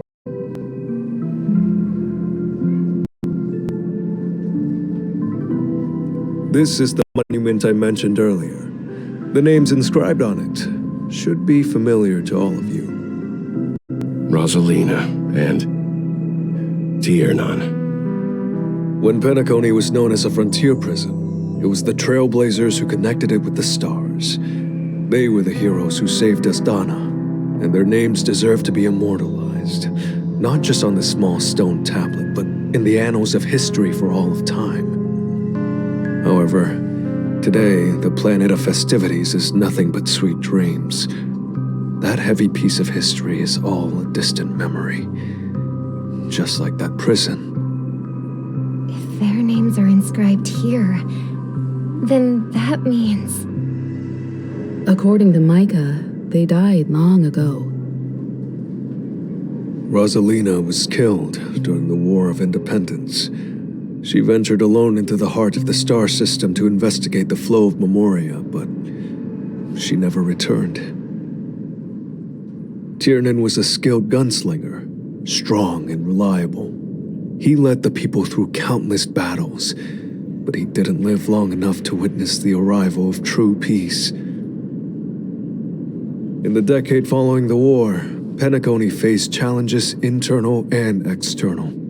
To protect Asdana, Tiernan took up the way of the Trailblaze and led the Lampmoth family to explore beyond the system, only to be surrounded and wiped out by the swarm. Though I had expected as much, the tales of these heroes truly are sorrowful. True to the title of Trailblazer, they spent their lives venturing into the unknown. But what about this tablet? There are no names carved on it. When Dreamflux Reef was created, its owner was still alive. However, he insisted on erecting a monument for himself, saying that it will happen someday. Here we meet again. Everyone from the Astral Express. Robin.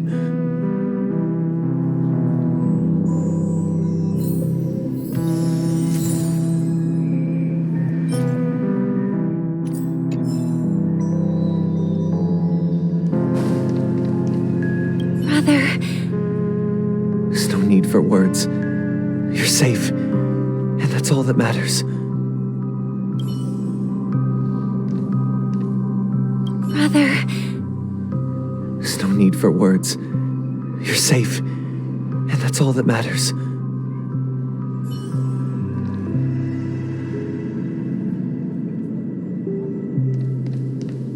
Well, I did my job. I gathered everyone here. Gallagher will explain the rest to you. Take care.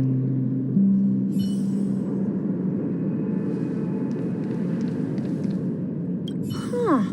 The atmosphere sure is livened up with all these people in here.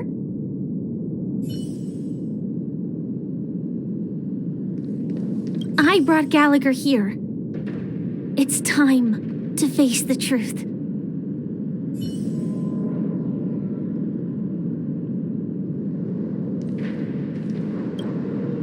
I promised to give the siblings some privacy, so let's talk about our business first. What do you say? That sounds sensible enough. Since you went through the trouble of gathering the family head, the crew, and the Stellaron hunters, I'm guessing you have something important to say, Mr. Gallagher? Oh? Is it that obvious? The look on your face is practically screaming I'm the one behind all this. You're right, Mr. Yang. It is indeed time to come clean on everything. The siblings already know what they need to, and they've made their choice. But you, Nameless, arrived a bit late. So it's only fair that I answer your questions. Before we begin, let me reintroduce myself. I'm the founder of Dreamflux Reef, the deputy of the Watchmaker, and the one who sent out that invitation. As Gallagher, the history fictionologist, I humbly extend my greetings to you all. History fictionologist? So what, everything you told us was made up? Well, don't worry. Almost everything I shared was true. Well, except for the part about the family accepting me back. I double-checked with Micah, and everything he said about the family, the Watchmaker, and Mikhail is true. Thank you for your understanding. Now let's get down to business. I'm sure you're all wondering why I went through the trouble of setting up this battle for the legacy, inviting different factions, and stirring up a ruckus all over Penacony. Well, it all boils down to something very familiar to all of you.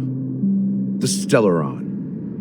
The Stellaron? But how is that possible? Penacony is a free-flowing interstellar hub. There are no signs of contamination whatsoever. You're totally correct. So, care to take a guess at what that means?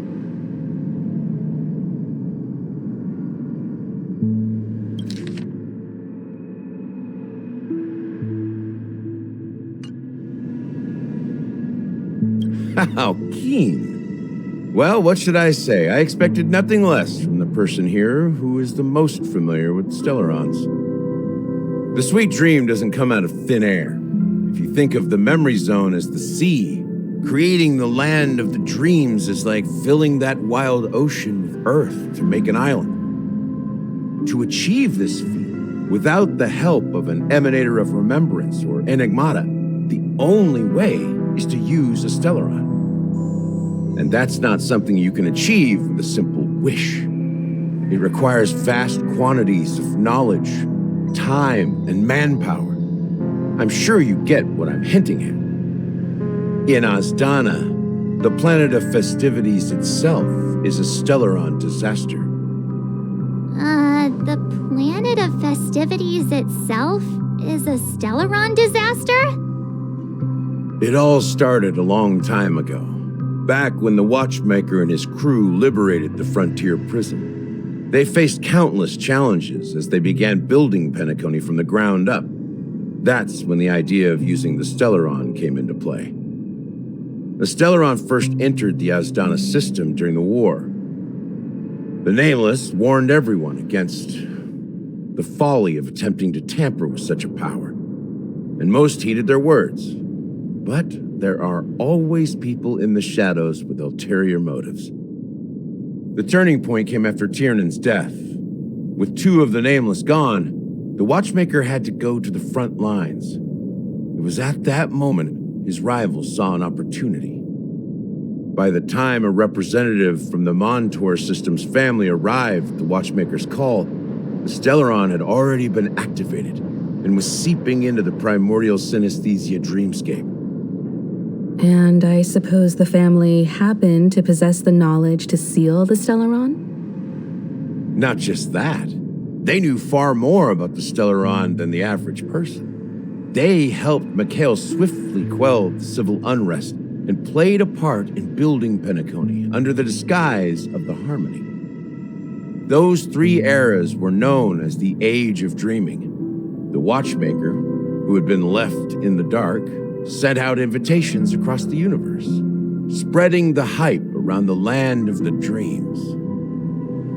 Then, how did they turn against each other? Remember the island in the ocean metaphor? The truth is, the Stellaron was never truly sealed. It existed in a different form within the dreamscape. Think about this. What would it cost to create and maintain such a lavish dreamland? It's people's lives. The opulent dream is built upon the decay of spirits, with a toxic elixir called pleasure flowing through the dreamscape. It tempts people to indulge in the dreamscape, and gradually their minds succumb, becoming nourishment for the sweet dream.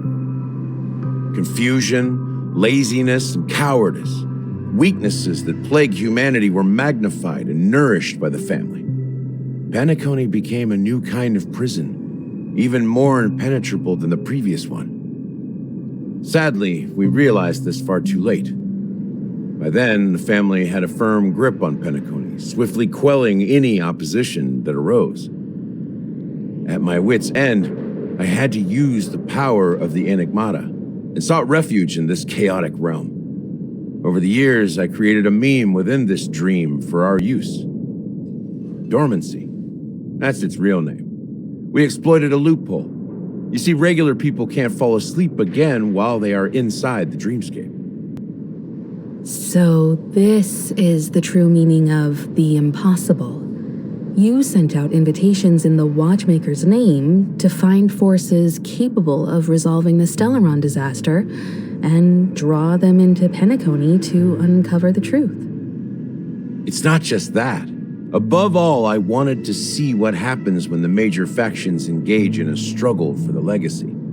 Since this is the Watchmaker's first announcement in decades, the traitor within the family is bound to reveal themselves. So, the legacy is just a facade. If you want to consider the Stellaron as the legacy, I'm totally fine with that. If that's the case, where is the Stellaron now? That's a question for Mr. Wings. The Stellaron is still under the family's control, and as the head of the Oak family, I'm sure he holds all the answers.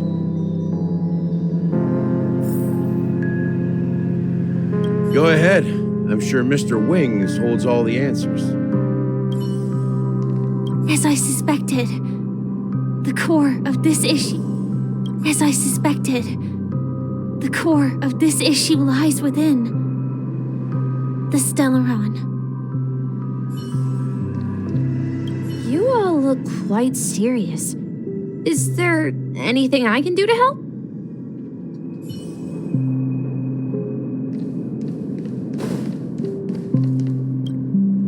Are you done talking? So, will you tell us where the Stellaron is? It is the Penacony Grand Theater itself.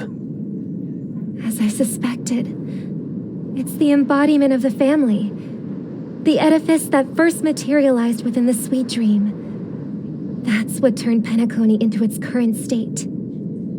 As for the person who employed its power, it is in fact Mr. Gopherwood, the current Dream Master. Well, that was easier than I thought. Did you conduct your own investigation already? Correct. when I was trying to track down the person who murdered my sister, apart from you, Gopherwood was my second suspect.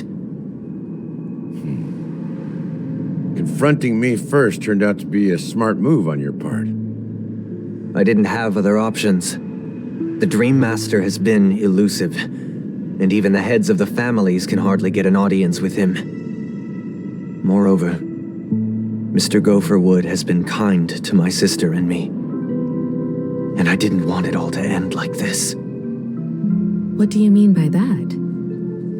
To be honest, my brother and I are also victims of the cancer of all worlds.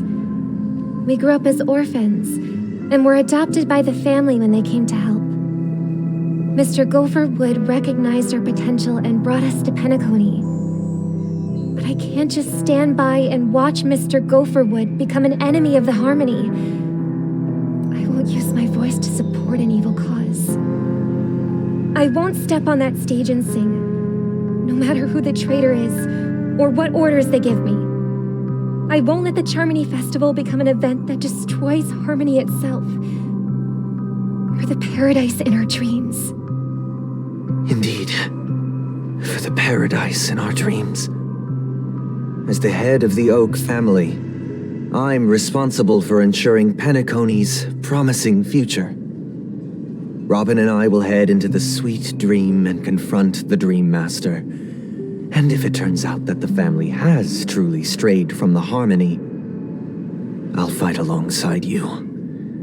We'll put the Charmony Festival on hold and make sure Mr. Gopherwood pays for his blood debt. The enemies you are about to face aren't like this old dog here, who can barely even bark. Since our interests are aligned, why don't we team up? Maybe, just maybe, we'll have a shot at success.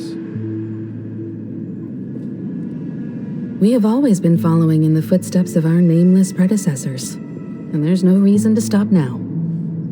Yeah, we Nameless won't back down from a challenge. Isn't that right, Miss Trailblazer?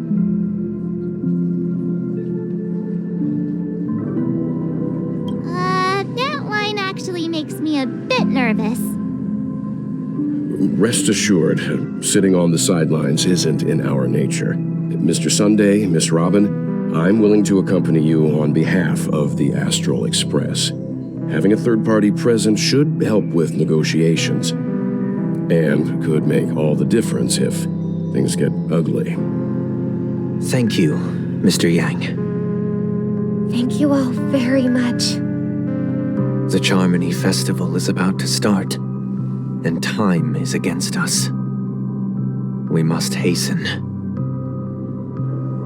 Everyone, let's gather over here. We still need to make some preparations.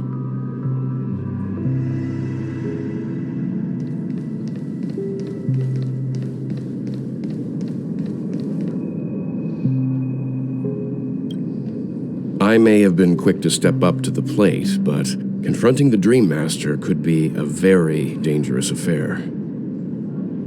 Huh? Even you're saying that, Mr. Yang? How powerful is that Dream Master? He's the leader of the families of Penacony, and he has the entire power of the Harmony behind him, not to mention the Stellaron in his possession. We must proceed with great caution. Maybe you can just stay behind this time, Mr. Yang? No, that won't do. Even if we count Robin as an ally, something felt off about Mr. Sunday just now. Although, I can't quite put my finger on it. I have to make sure he won't turn against us when things start to get dicey. You're still carrying the keepsake the IPC envoy gave you, right? May I borrow it for a moment?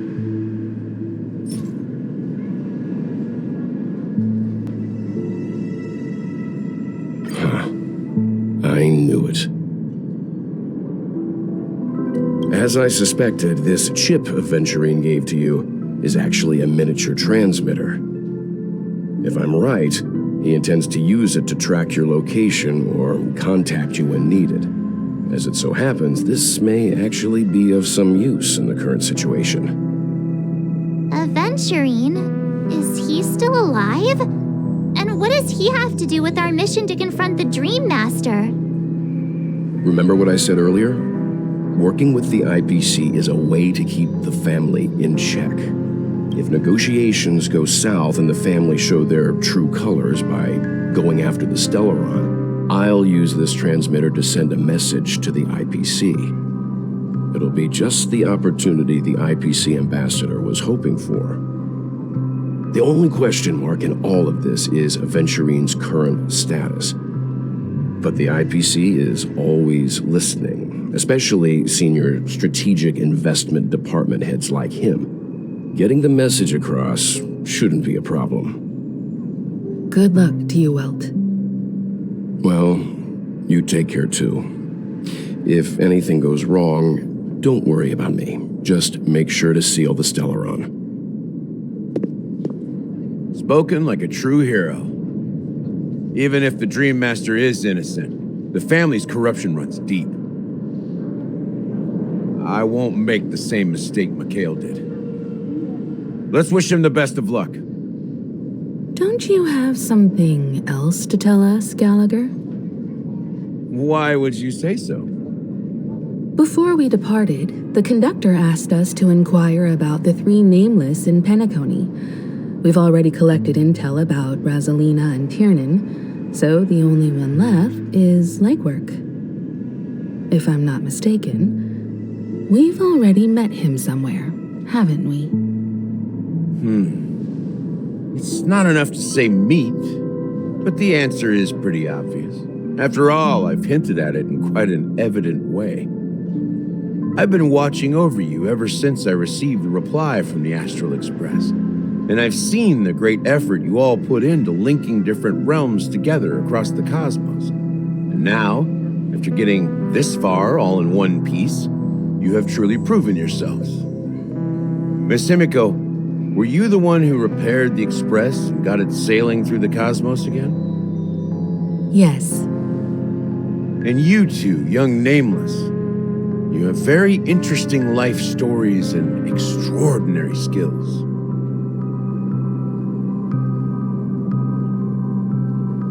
I don't know much about my life story, but I do have extraordinary skills.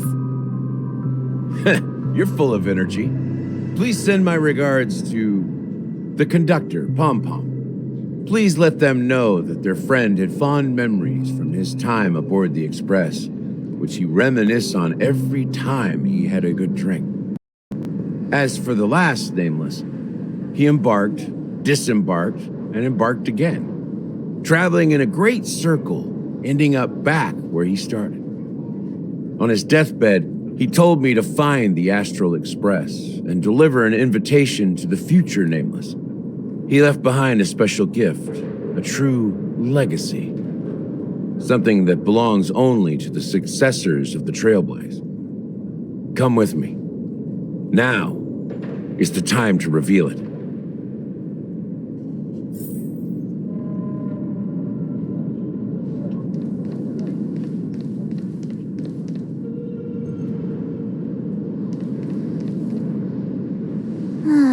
Back here again.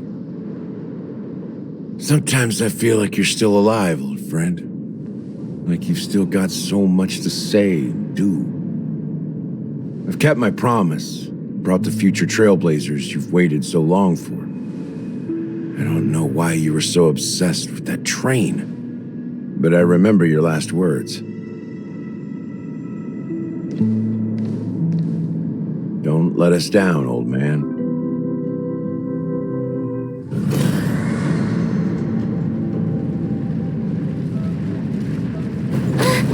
What's happening?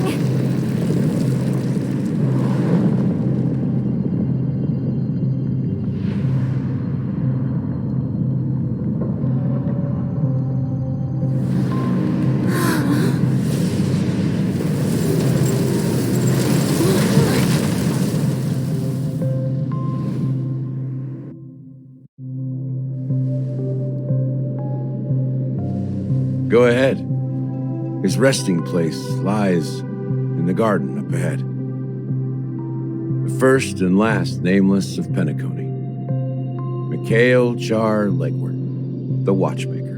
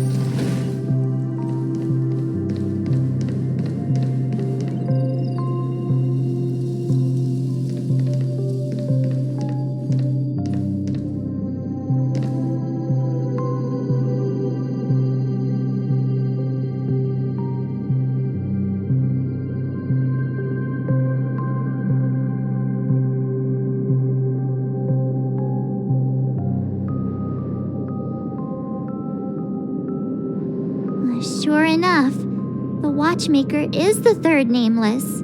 Even I could guess that one. The legacy he left behind was a dream bubble.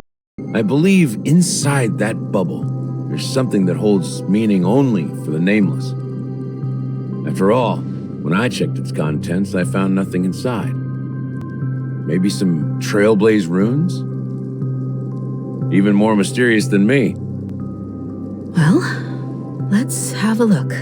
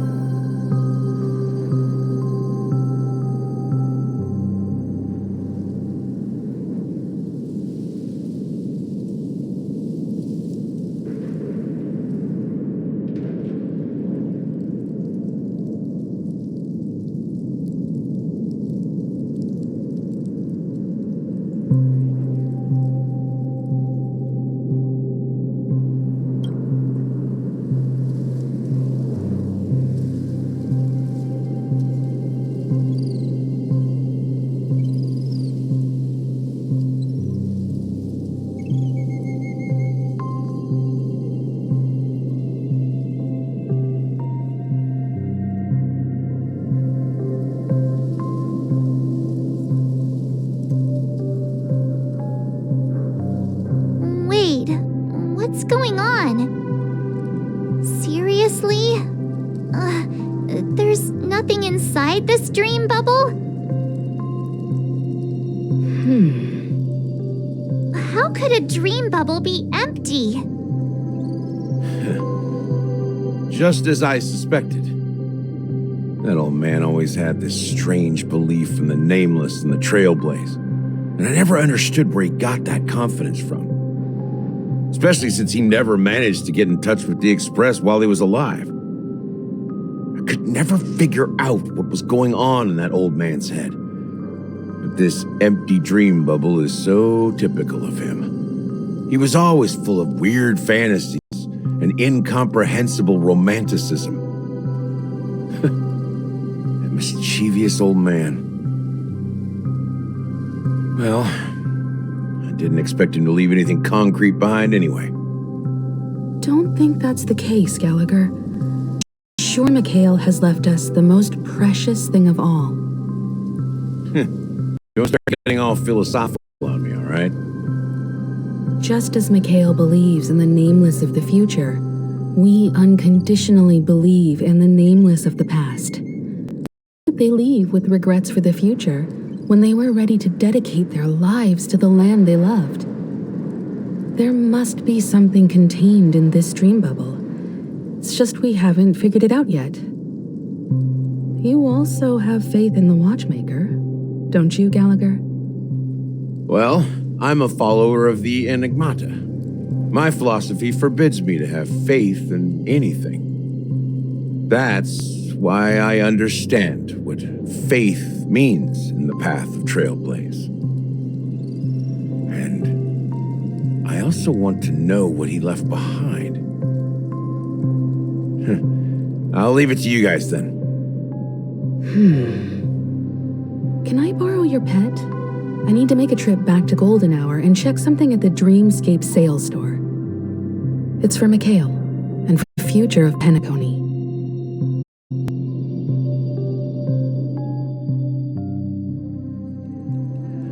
Welcome to the Reverie Hotel. How may I help you?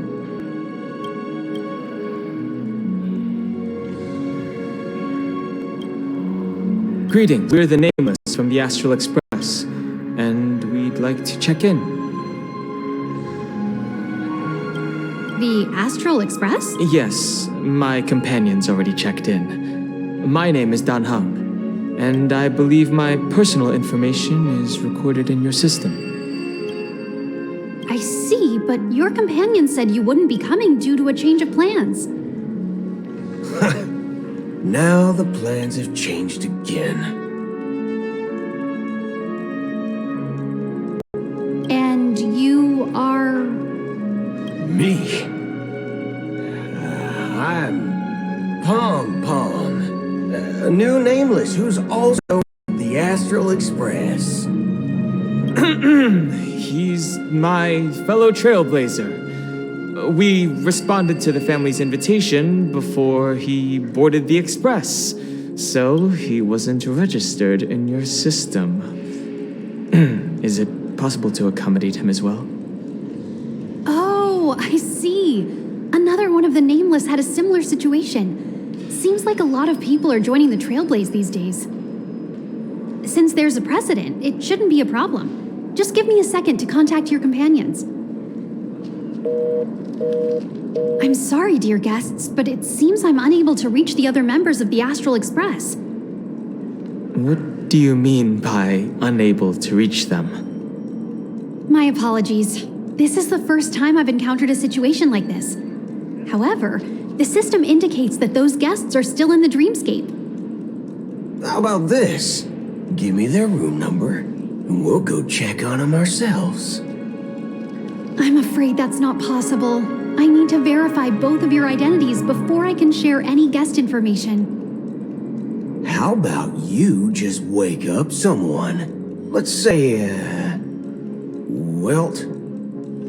I'm sorry, but there are strict rules regarding forced awakening. It cannot be done without the proper clearance. So nothing works, huh? What's your solution then? Are you saying we sleep here? At the reception? Please be patient. We need to contact your companions in order to confirm your identities. And now it seems you need to confirm our identities before you can contact our companions. It seems so. Oh, fudge. Look, nothing personal, but if you can't handle this, go find someone else who can, okay? Please calm down, dear guests. I do recall that Mr. Sunday, the Oak family head, personally handled this issue earlier. Oh, please wait a moment while I contact him. I don't think she's trying to give us a hard time. She really just doesn't know what to do. I have a bad feeling about this. You tried to contact them on the Express earlier, but they didn't respond. doesn't seem right. I need to leave for a moment. You can stay here with the receptionist. Sure thing. Just don't keep me waiting forever. Don Hung seems pretty worried about his companions. I should give him some space. Stressing out about it won't help anything.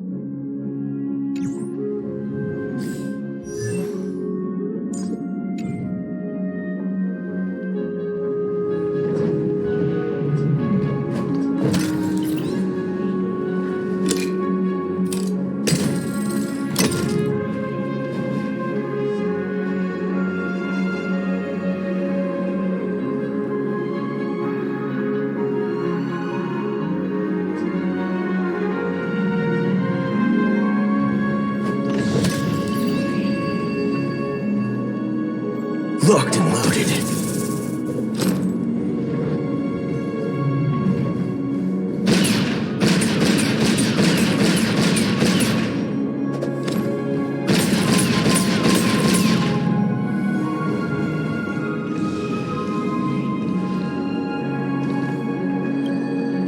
The Charmony Festival is about to start! I'm so excited! Hey! You guys here for the Charmony Festival too? Well, I didn't come all the way here specially for the festival. Honestly, I don't really even know what it's about. But I heard it's a lot of fun! Well, back in my homeworld, Anaria, we have festivals like that all the time. My dad threw me a birthday party one time that was just as extravagant as the Charmony Festival. Oh, come on! The Charmony Festival is a once-in-an-Amber-era event! How can a birthday party compare? Well, you never know, right? Maybe on her world, birthdays only happen once in Amber Era. Anyway, let's forget about that. Have you heard about the, unsettling things happening in the dreamscape? Unsettling things? What could possibly go wrong? It better not ruin the Charmony Festival! I've been looking forward to it! Relax. With a big event like this, there's bound to be lots of gossip and rumors. Don't worry. If anything does happen, the family will be on top of it. Oh, that's a relief.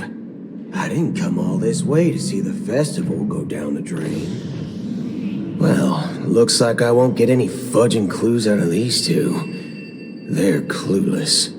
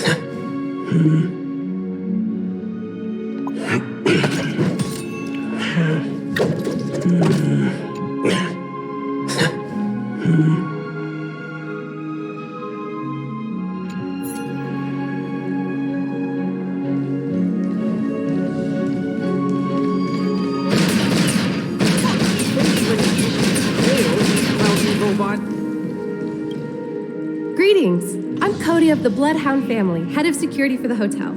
How may I assist you? Hello. So, there's something I wanted to ask about. I've been hearing some unsettling rumors about certain incidents that might affect the Charmony Festival. Do you think there's anything to be worried about? I've traveled all the way from the Hayahi Federation, and I don't want my trip to be ruined. What do you mean? Wait. You haven't heard? I'm not sure where you heard those rumors, but they're completely baseless. I can assure you, as a representative of the Bloodhound family, that everything is going smoothly for the Charmony Festival. At present, all of the families are focused on making sure the festival starts on time. Even the Dream Master himself has arrived. So don't worry, your trip won't be in vain. That's a relief to hear. She doesn't appear to be acting. So, it seems that even the hotel staff are out of the loop. Back already? Hasn't she returned yet?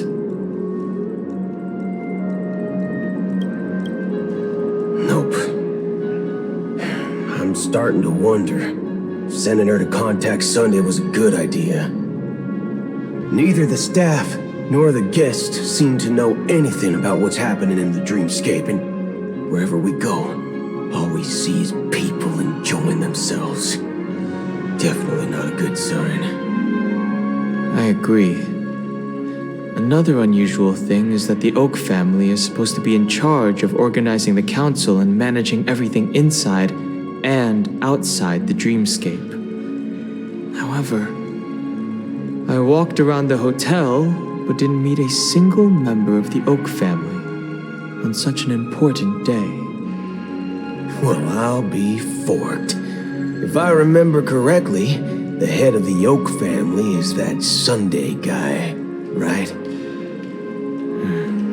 We shouldn't linger here too long. Let's go back to the Express for now. Not so fast. Have you ever robbed the IPC, bro? If you run away now, everyone will be chasing after you. Are you suggesting we sit here and do nothing? I wouldn't say do nothing, but let's stay put for now.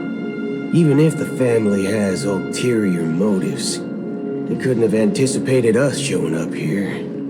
We're the surprise factor for them. They don't want to attract unwanted attention from certain outsiders, so they won't do anything reckless. See? The IPC lackeys are keeping a close eye on this hotel. If I were a family member, I'd find an official excuse and keep the surprise factors here. If we just wait here, that would be like walking into their trap. Of course, we don't need to walk into their trap. I gave a backup plan to the memo keeper. If it turns out we won't be allowed to enter the dreamscape, she'll order a drink for me in the VIP lounge at the hotel. In reality... a secret signal. That's right. Oh, a concrete object can indeed help the memo keeper establish a connection with you. But Boot Hill, if you have more backup plans in the future, I hope you'll let me know in advance. I'm sorry, but it's one of my quirks. I have too many unreliable friends. And if I reveal that I have backup plans, things can go awry. And that would leave all backup plans completely useless. How do we get into the VIP lounge? This is where my street smarts come into play.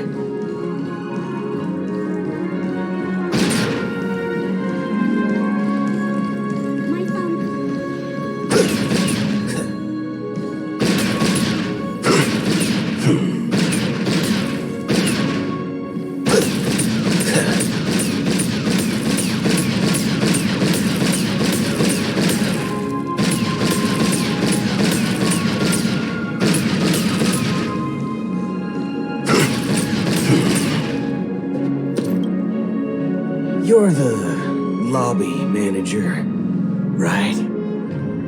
Yes, I am. How may I assist you? We're the Nameless from the Astral Express. We wanted to check in, but there's something wrong with your system. The lady at the front desk said she would contact the manager, but now she's nowhere to be found. Now, we've been waiting here forever, without any food or water. What the fork, man? Is this how the family treats its guests? Is this your idea of street smarts? Starting an altercation? It's called standing up for your rights. I apologize for the inconvenience. Please wait while we try to contact Mr. Sunday. I'll arrange 2 premium seats in the VIP lounge so you can rest there while you wait. See? Just like that. Just don't call yourself Nameless next time. Wow, this bar's something else. Certainly worthy of the planet of festivities.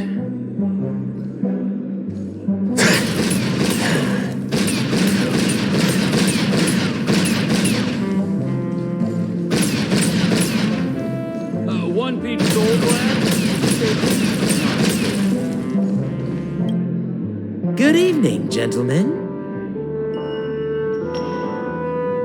Hey, I have an order for a bottle of Donna's White Oak. Can you help us find it? Donna's White Oak? I think there might be a misunderstanding. We don't serve that here. Oh, no way. Are you sure you're not mistaken? If someone had reserved such a beverage, I would definitely remember it. It sells for hundreds of thousands of credits per bottle, after all. I couldn't afford to cover for such an item if it were broken or lost. That's strange. Well, could it be that the memo keeper couldn't afford it? And what should we do now? Oh, no need to rush. Let's grab some drinks first. Maybe I arrived too early and he hasn't come yet. Now, let's see what kind of juice malts you all have here. Well, give me a glass of Heenum Valley, 40 years. I'll have it neat. No ice. Wow, that's the most expensive one on the list. You have a taste for the finer things. It's on the house, anyway. What can I get for you? Anything you recommend is fine. Then I would recommend today's special, Glass Village. It's classic Soul Glad mixed with Laboom juice. It's refreshing and suits your cool demeanor. Just 1 minute. This flavor. Dynamite barbecue with rocket fuel. Ooh, really hits the spot. Truly the finest sherry cask-aged malt juice in the cosmos. Dynamite barbecue with rocket fuel. Is that really something that humans enjoy? Hey, this guy doesn't know anything at all. As long as you're satisfied, dear guests, please enjoy. Let's give the memo keeper another half-system hour. If she doesn't show up, we'll need to come up with a new plan. In the meantime, let's take stock of the situation. What do you think? The situation is unclear. Something must have happened on the planet of festivities, but the public is unaware of it. Someone in a position of power within the family must be covering it up. It's unusual for the followers of the Harmony to invite other factions, let alone the IPC and the Masked Fools. If what you said about the Emanator of the Nihility is true, the situation in Penacony is a little complicated, to say the least. Actually, there's something else I'm concerned about. Regarding Acheron. As you know, the faction that follows the path of the Hunt are some of the most dangerous folks in the cosmos to mess with. I mean, who in their right mind would impersonate the Xianzhou Alliance or the Galaxy Rangers? It's like asking for a death wish. Isn't there a saying among the Xianzhou people that the Rainbow Sect lets their Lux arrow do all the beating? Talking. Do all the talking. Well, you know what I mean. Even though the Galaxy Rangers have been out of sight for years, we've been keeping an eye on this region. Even the dumbest criminals know better than to mess with the Annihilation Gang, much less the Rangers. But that Acheron lady, she doesn't seem like a lunatic at all. On the contrary, she's highly logical and organized. She knows exactly when to hold back and when to strike without mercy. And you believe that someone like her would have an ulterior motive for impersonating a Galaxy Ranger? I'm not entirely sure, but I do have my suspicions. Maybe she knows a Galaxy Ranger, or perhaps she's trying to lure us out for some reason, which I can't figure out. Anyway, what worries me more are the anomalies within the family. They've summoned followers from various paths for the festival. No matter how generous such a gesture is, this move seems highly unusual. Unless the invitations weren't sent by them. If that's the case, it's even more intriguing that the family insists on organizing the Charmony Festival, despite the chaos. Maybe it's Shipei the Harmony pulling the strings. We find it beyond human understanding because it wasn't arranged by humans at all. People do stupid things out of irrational impulses. They abandon their principles when self-interest is involved. They believe in things they know they shouldn't, and fudge, they even break their own rules. But Eons don't. They stick to their determined path and never turn back, even if they reach a dead end. You think Shipei's will is behind all this? It may not necessarily be Shipei, but there's definitely some higher entity involved. I know it may sound pessimistic, but if human free will were reliable, why would we even need Galaxy Rangers? It's much simpler when you boil it down to the eons and paths. Like how Lon always follows the path of the Hunt, or how the Express stays true to the Trailblaze despite Akavili's disappearance. But in my opinion, Akavili's fall holds significance for the Nameless. Oh, so you're saying the Nameless now have to take responsibility for their own choices because their absolutely right leader is gone? Exactly. I believe the purpose of the journey isn't just about following a path that's always considered absolutely right. It's more about doing your best to choose the right path for yourself among countless possibilities, even with limited insight and judgment. I don't know what you've been through, But I agree that people must take responsibility for their choices.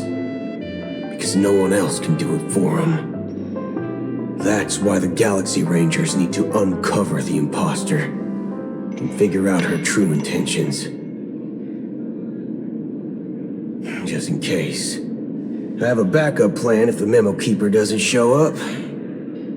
This is my final backup plan. I promise. You sure have a lot of cards up your sleeve.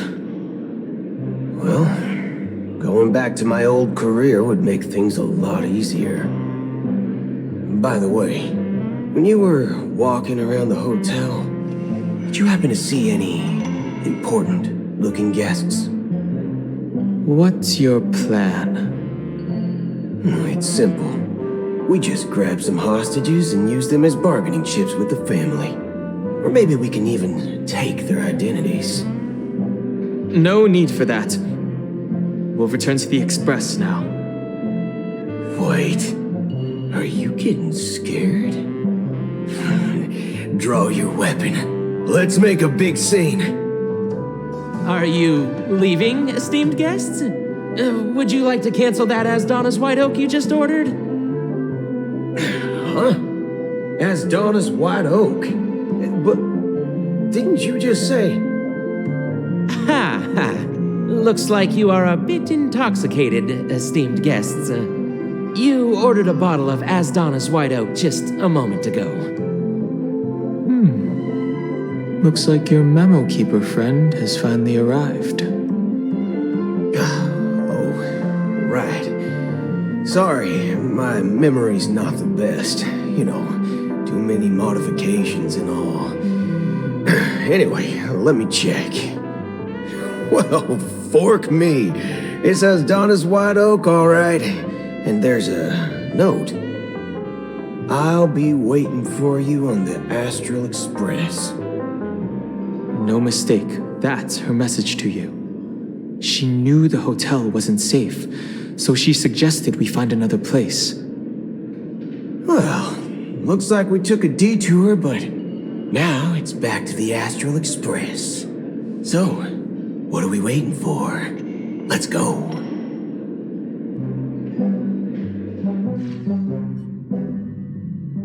You're back? 2 guests just boarded saying they were looking for Boot Hill, so I told them to wait in the parlor car. Oh, just in time. 2 guests? Yeah, or 2. Look, we welcome all passengers on the Astral Express, but sneaking in like that, you have no regard for etiquette. My apologies, conductor. It was an oversight on my part. I assumed you were already acquainted with the garden. Given the chaotic situation in Penacony, the Nameless are the only ones we can truly trust right now. You are the Memo Keeper. Pleased to meet you, Dan Hung. I've seen you in others' memories. And as for Boot Hill, this is our first face-to-face meeting. I hope you enjoyed that bottle of Astana's White Oak. You sure have a refined taste. Finally, Memo Keeper. Well, let's cut to the chase. Spill everything you know. That's precisely what I intend to do. But before that, please allow me to introduce myself. My name is Black Swan, and I serve the Garden of Recollection as a Memo Keeper. As for Acheron's story, I'm sure she knows it better than I do. Greetings. I'm Acheron. What? You Garden of Recollection shirtbag! You betrayed me! I apologize, but she did that at my request. Due to certain reasons, I have been exiled by the family. Thankfully, this Memo Keeper came to my aid and helped me escape their surveillance unnoticed. To be honest, it was more like stalking than helping. And the process was far from unnoticed. But we did escape. I asked her to guide me to a place beyond the family's reach and to contact a few trustworthy individuals, namely all of you.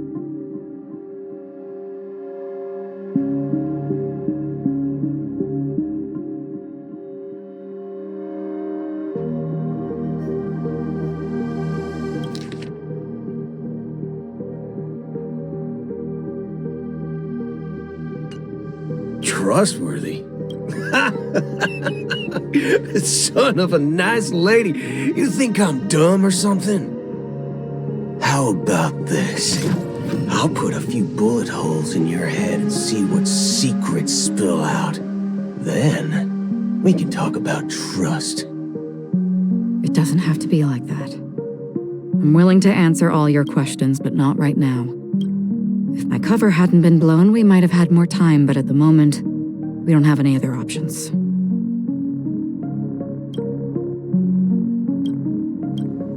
No other options? What do you mean? This is the only way I can ensure everyone's safety. I kindly request an immediate warp jump out of the Astana star system.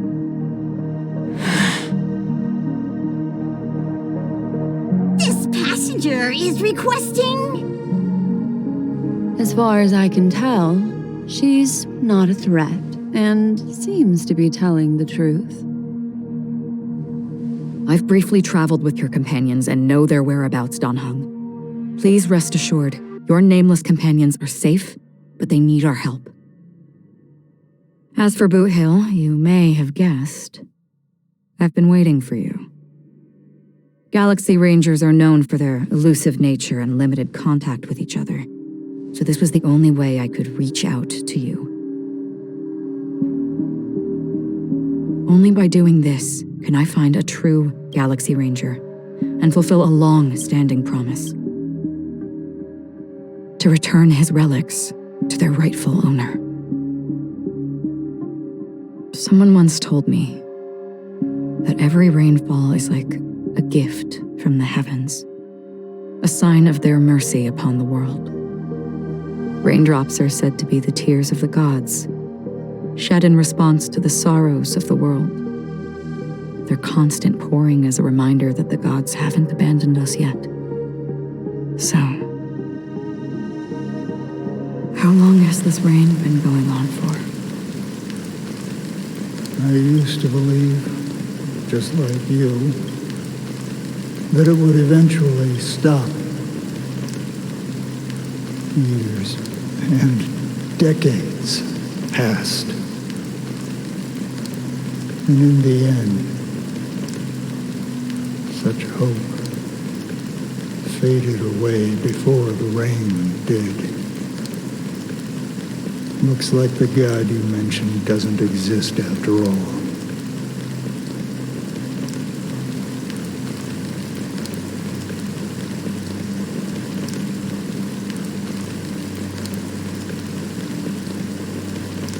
Well, let me share a story with you. Mortals who walk the paths are like sailors on a vast ocean, leaving behind a trail that creates countless ripples of possibilities. These ripples last longer than the fleeting lifetimes of humans. And for some, their presence leaves such a strong mark that it's reflected in the waves. Like those shadows on the ocean. Sin-thirsters, the obsessions of the Pathstriders, they emerge from the depths of IX, seeing themselves as masters of their own destiny, unknowingly repeating the actions of their past lives.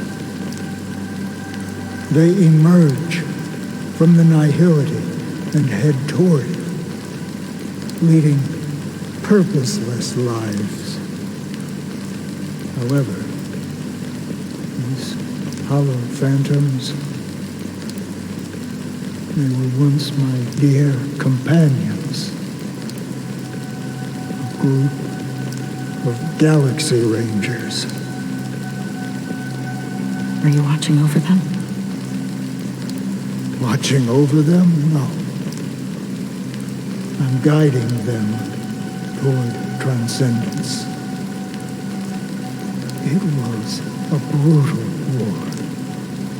A crusade that shook the universe.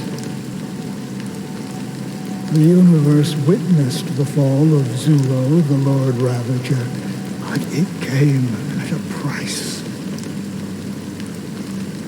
A price so hefty that only those who were there still remember. The unwavering determination of the Hunt followers persists even in death. So someone must guide these lost souls to their life beyond. They were heroes in their time, and they shouldn't be reduced to mere puppets of nihility. As for me, I've suffered too many losses on that battlefield to advance any further. And that makes me the most fitting person to carry out this task. But you know, these sin thirsters, they're not who they used to be. Does this seem pointless to you? Well, some tasks have to be done, even if they are pointless.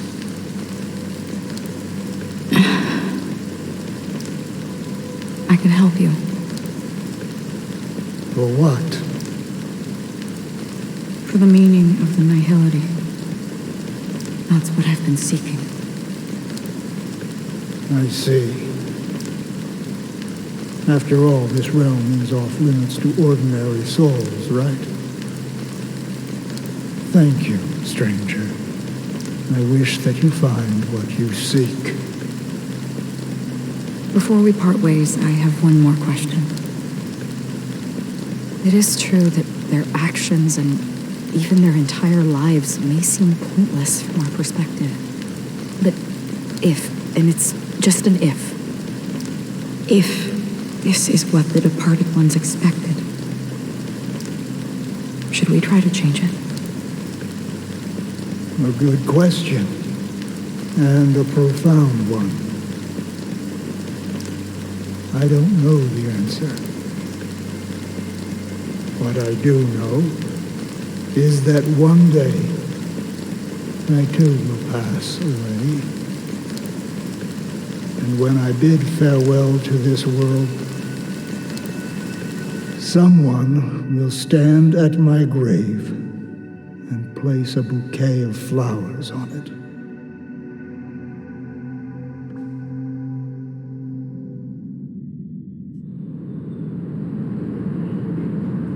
When I appeared as a child, my speech, mindset, and soul reflected immaturity and innocence.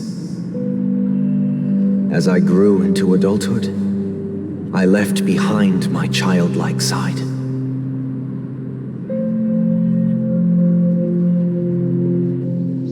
I humbly request your blessings, esteemed advocate of Shipe.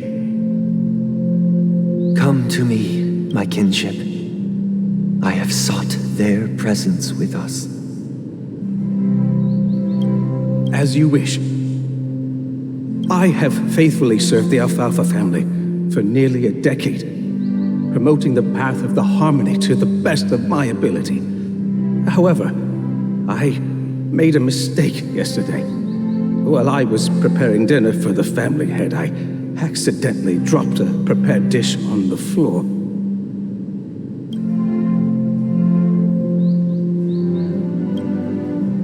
Out of laziness, I lied and claimed that everything was ready. Although head has dismissed me as punishment. It has been tough to sleep with the guilt still gnawing at me, as I worry that the seeds of evilness may have taken root in my soul. So, I confess to you now to seek atonement for my sins. Do you sincerely repent and vow to change your ways? Yes. Have you examined your soul and confessed all your sins? Yes. Are you willing to accept the process of atonement? Yes. Very well. Show your dedication and goodwill to the family, and you shall be reinstated among them. Now, please, leave in peace. Oh, praise Sheepy. And thank you, esteemed advocate. Next, please step forward. I wholeheartedly confess to you. Please, pardon my sins. Rest assured, I have implored their presence to be with us. As long as you are sincere, absolution will be granted. Oh, great. You know, I arrived in Penacony as a stowaway. I sold everything to get a ticket. My house, my land, and my 2 children.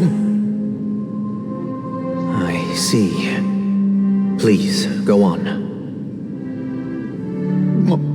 My children were starving, and I hoped they'd have a chance at survival if they became slaves here. If I can strike it rich here, I'll lift them out of that situation and give them the life they deserve. But the Bloodhound family got wind of it. They're on my tail, hunting me down. I thought I could bring my kids here. It was all my fault. All my fault. The family is ready to forgive all sinners. I'll ask the Bloodhound family to cease their pursuit. You don't need to live in fear anymore. Oh, thank you. Thank you. I'll work my hardest to redeem my children and make them part of the family. Praise the harmony! Next, please step forward.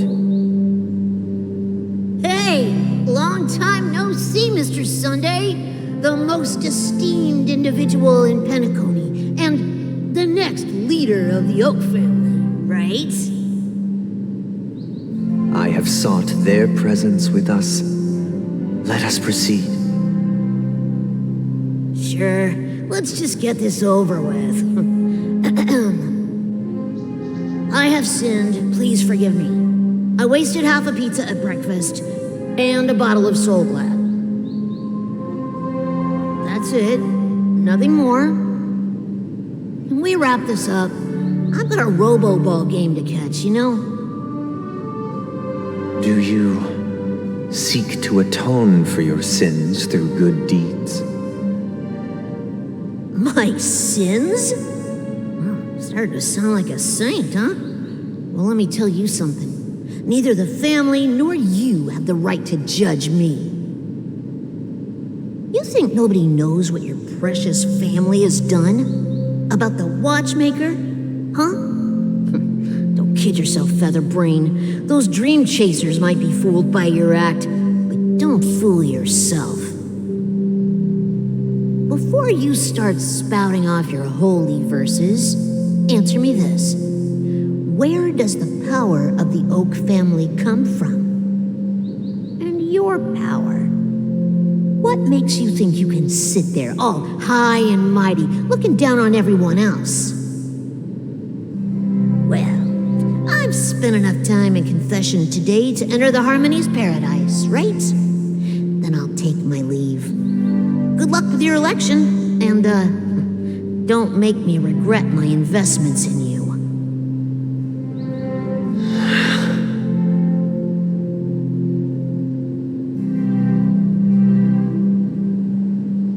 Oh, revered triple-faced soul, hear my doubts.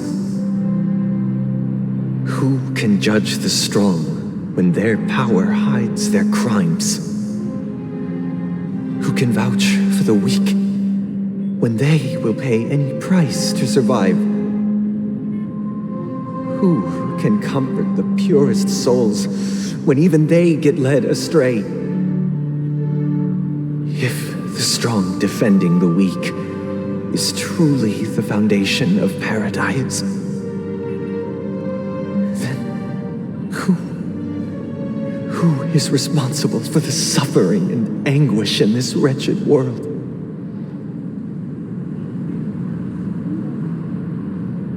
Brother?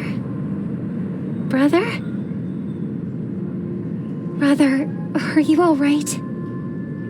I'm fine. I've been working long hours, and I just made a trip to Dreamflux Reef and back. So, I'm a bit out of sorts. But it'll all be over before we know it.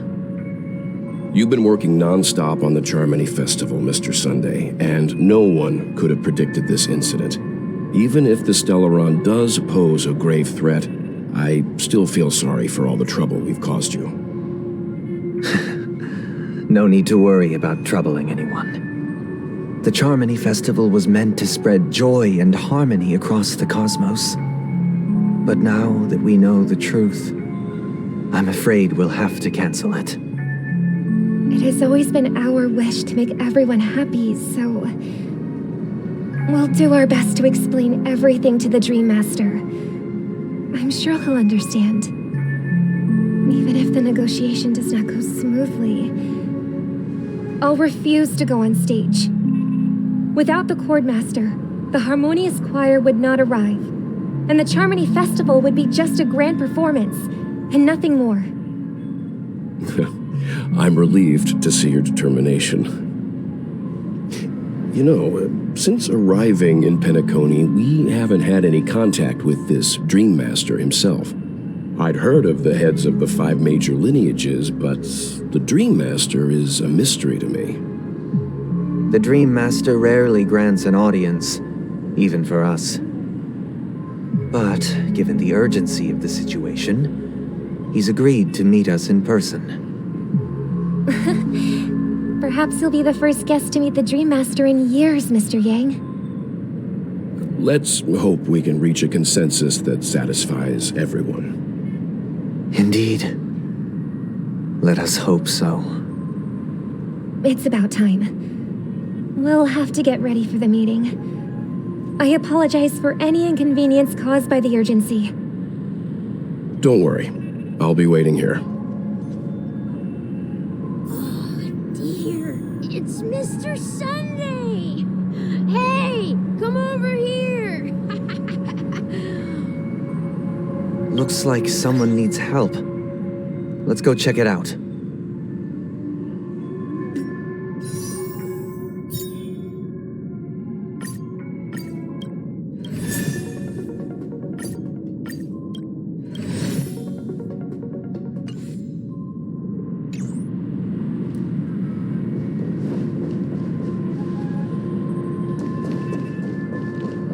Thank you for everything you've done.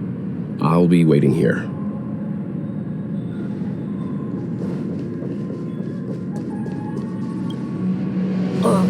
Mr. Sunday. Hey there! Okay, see the moon in the sky? It's about the size of the cap on my Soul Glad bottle. If I just reached out my hand, I could grab the moon, couldn't I? The moon? You mean the Grand Theater? Yeah. Look at me. I've been away from home for too long. I I must be missing that moon. But it's no big deal. The Grand Theater here looks much better than the moon back home. It's just magnificent. They told me not to sell everything I had just to come to Penacony. How short-sighted. Selling everything you had? Why would you go to such lengths? Why? Can't you see? Life back home is miserable. It's not really living at all. It's better to be here at Penacony. No pain, no worries about tomorrow, just sweet dreams. You can do whatever you want. That's what I call living. Yeah, now this is the life. Is this truly living? Huh? What did you say, young lady? I didn't quite catch that. Oh, it's nothing, sir. You see, the traffic on Glock's Avenue can be dangerous. How about I ask a Bloodhound family member to escort you to Ideen Park over there, so you can continue enjoying your sweet dream? Oh, yeah, that's a great idea. Wow, no wonder you were the leader of this sweet dream. You're totally a lifesaver. See you around, Mr. Sunday, and it was nice chatting with you.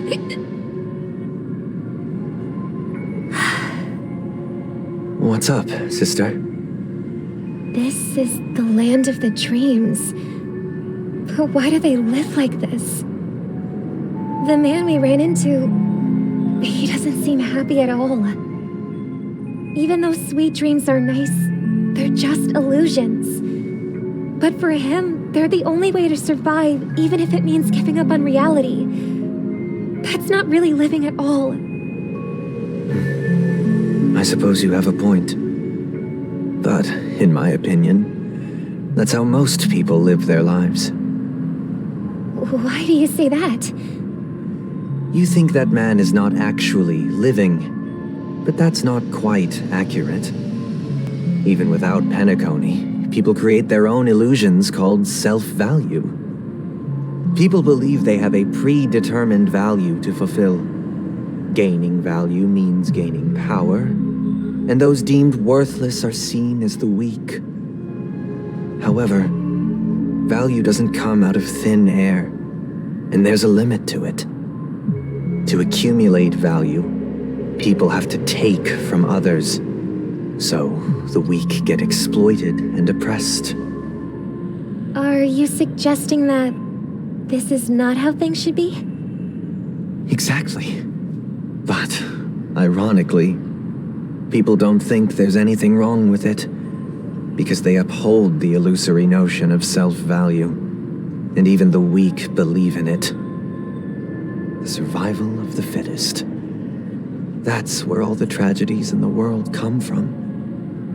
People come to the sweet dream in Penacony to escape from that reality and find solace. No tragedies exist here, only happiness, although in its nascent form. Isn't that the same paradise we yearn for in our dreams? Perhaps that man is just an exception. Let's not jump to conclusions. We should experience the dreamscape ourselves, just as I did at Dreamflux Reef. Yes, seeing is believing. I'll accompany you.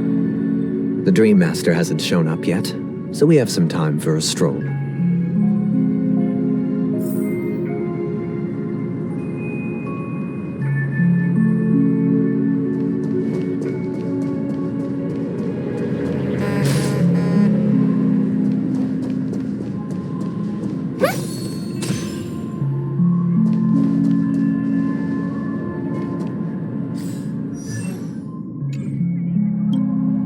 Glad to meet you again, Robin. How are the preparations for the Charmony Festival coming along? We're all so excited about it. It's going smoothly. Thanks for making the trip to join the festival. You're too kind, Robin. It's a pleasure to have guests from all over the universe celebrating day and night. I can't stand being lonely or bored, so this jubilant dreamscape is perfect for me. But if this went on forever, would it get boring too? Nah, not at all. Who would get tired of having so much fun? Every day, you get to wear fancy clothes, explore all sorts of dream bubbles, indulge in delicious food without gaining weight, and you never get old or sick. As long as you can afford a room, this place is the ultimate paradise. But you know that only a few things can be brought back from the dreamscape to reality, right? That's exactly why I don't plan on bringing anything back. Just enjoying the dream itself is good enough for me. I mean, I'm not one of those long-living species. I only have around 60 or 70 years in this lifetime, and there's so much to worry about. Being happy here is pure bliss. Only in this sweet dream can I truly feel like I'm in control of my life and fate. Who would want to go back to reality after experiencing this bliss? I see. I genuinely wish you all the happiness in the world. And I wish you a fantastic performance, Robin! I'm off to the Blue Hour for the ball. See you later.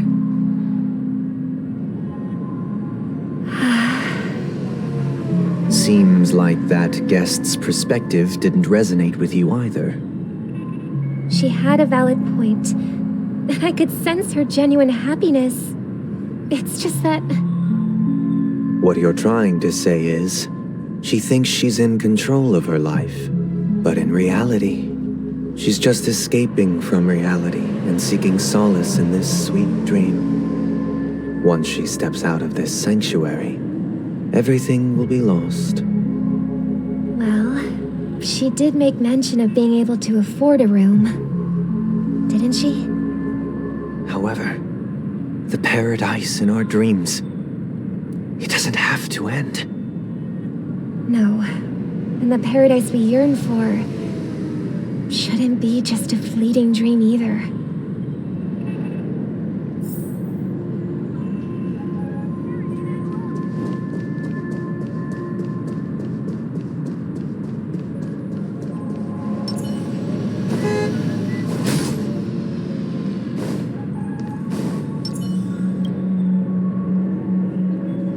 The scenery in this dreamscape is truly breathtaking, isn't it? Oh, Robin. Can't believe I'm meeting you in person here. What an honor. You're right. Even though time stands still in this dreamscape, it always feels fresh. I find something new every time. A philosophical mind. I hope I'm not intruding. Oh, not at all. No. With little time left, I yearn for meaningful conversations, especially with someone as esteemed as you.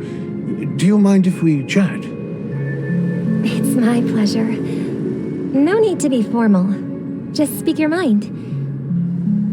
You said, with little time left. Please, forgive me for being blunt. But is that why you came to Penacony? Yeah. I was part of a war, and while escaping from the Sarkosian mothership, I got exposed to some radioactive materials. And then, all my comrades died, and my hometown was wiped out by neutron bombardments. I couldn't bear to live with everything I knew gone. That's when I heard about a possible solution here, so I came. How heart-wrenching. I hope the family has been able to help you. They have, and I'm truly grateful for that. They provided me with a comfortable room, the most advanced life support devices in the cosmos, and a stellar team of caregivers. My physical body is now in the dream pool, sustained by life support. The me you see here is whole, rational, and no different from any other person. But I can't say the same for the me in the hotel room. My true appearance? No. I hope you never have to witness it, Robin. So, you'll be living forever in this dreamscape, right? Just being able to live at all is good enough for me. Whether it's in this dreamscape or not, well, I don't really have much say in the matter. My world has been torn apart, and my life could end any second. So, even if this whole place is an illusion, it's still my paradise, and I'll treasure every moment I spend here. How I envy those everlasting things. That old man's story. It's so tragic. Fortunately, this sweet dream gives him joyful memories to hold on to for the rest of his life. That's precisely why this sweet dream in Penacony exists. However, even this sweet dream has its limitations. While it provides solace to the disillusioned, it can't completely eliminate pain in reality. There will be a way out. Penacony is already on the right track.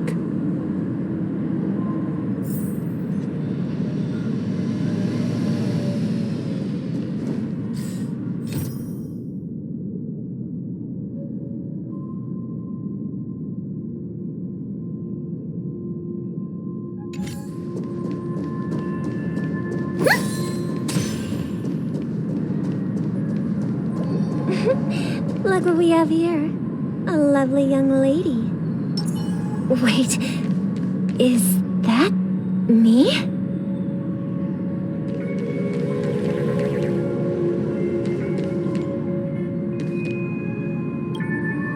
Brother, what a surprise to see you again. Show yourself. Your trick won't work on us. I've heard that a skilled masked fool received an invitation too. That must be you, right? Did you enjoy yourself? Barely. The people here are way too gullible. A little bait is all it takes for them to bite.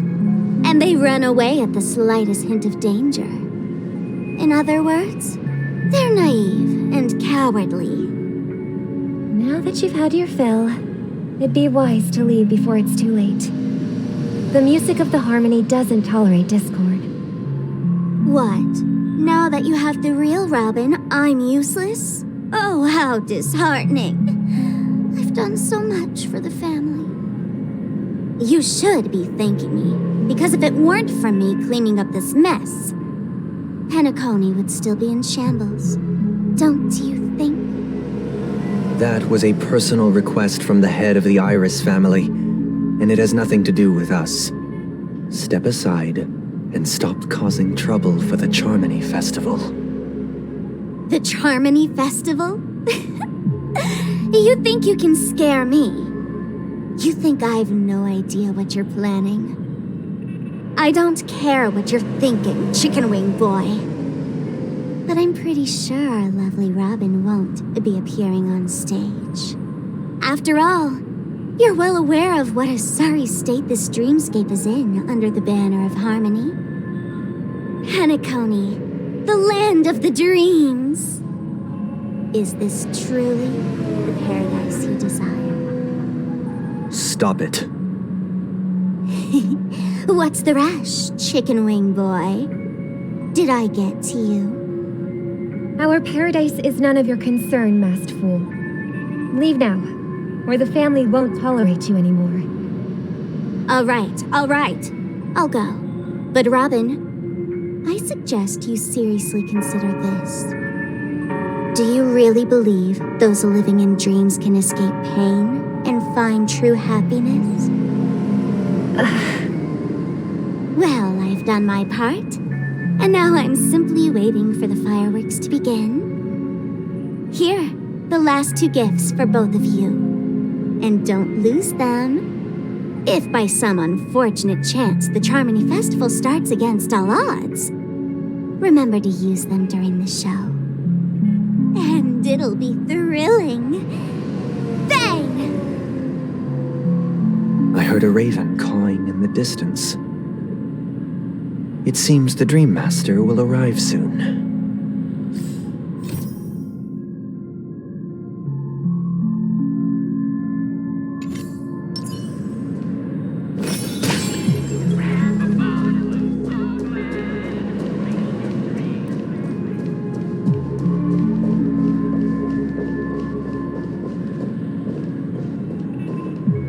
Let's wait here for the Dream Master to arrive. Okay. By the way, brother, I heard you no longer have a sweet tooth. Back when we were kids, you used to steal my desserts. Seems like a lot has changed during my absence. What exactly happened? Well, someone has to stay awake even in this sweet dream. But that someone doesn't have to be you, or anyone in particular. You're carrying too much on your shoulders, brother. The paradise in our dreams. It shouldn't be like this. Penacony is nothing more than a dream. It can't erase the worries and pain of reality, or bring true happiness. It only offers an escape from reality. Nothing more. Remember the old man we met earlier? Without this dream, he might have completely lost himself. That might be true, but even without Penacony, he could have chosen another path. As far as I know, the Intelligentsia Guild has been promoting their rehabilitation techniques for a long time now. That path may have been more ordinary and challenging, but now he is receiving hospice care in a comatose state, and his fate is sealed. Is Penacony granting these people a future, or is it taking it away from them? Well, don't forget this. Not everyone really has a future. The future for humanity is like the sky for birds. People mistakenly believe that flight is inherent to birds because they've never witnessed those birds crashing to their death. Do you remember how we took in that little Charmony dove when we were young? Yeah, we took care of it. Provided food and water, groomed its feathers. And later, when I decided to leave Penacony, I opened the cage and set it free. Well, I didn't mention what happened to it in my letters because I didn't want to upset you. Shortly after you left, it crashed to its death right in front of your window. I had surmised as much. I knew you wouldn't have avoided mentioning the bird for no reason. Despite that unfortunate outcome, I still believe it was the right decision. Birds aren't meant to spend their lives in cages. They belong in the sky, even if they can't fly. But here's the thing. If there are birds in this world that can never fly, can we really assert that they belong in the sky? Are you implying that the same goes for humans too? Let's take the Astral Express as an example. The Nameless made tremendous efforts to bridge worlds, gaining fame across the universe. However, only a few extraordinary individuals can endure such a perilous journey. That's because the pursuit of the Trailblaze exceeds the capabilities of ordinary humans. Otherwise, Why would this path be filled with broken rails, an abandoned express, and even a fallen eon? That's just sophistry. If that were true, then only the powerful would have the right to determine the future. Unfortunately, that's exactly what happens. Another name for the future is self-value. While this world has its fair share of heroes who inspire people and garner admiration for their heroic deeds, the majority of ordinary people will never become heroes in their lifetime. Some are born weak and vulnerable. Some find themselves trapped in unfortunate circumstances. Some fall victim to malice and cowardice. When it comes to survival, everyone is equal, and the weak can only watch as their value gets constantly diminished by external forces. That's why we should care for the weak and support them as if their suffering were our own. That's what the Odes of Harmony have always taught us. While the Harmony holds noble aspirations, the strong will always be strong, and the weak will always be weak. Even in this carefree dream. Human nature contains greatness, but it also harbors inherent weaknesses that can't be eradicated. In the end, if people can't even secure their own survival, they won't care about the illusory future of equality. As long as the law of survival of the fittest prevails, there will always be fledglings crashing to their death. But if people don't live for the future, do they merely exist for survival? If even you, my brother, don't believe that the Harmony will save the weak, then which eon can make our dreams come true?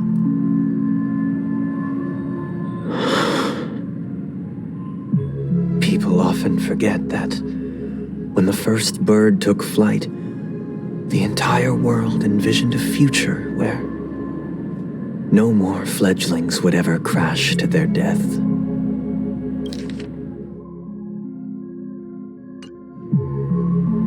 Are you reading, sister? What are you reading?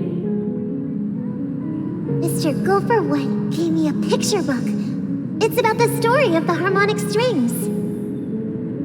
If I could become a chord master, I'd like to summon Dominicus, the harmonious choir.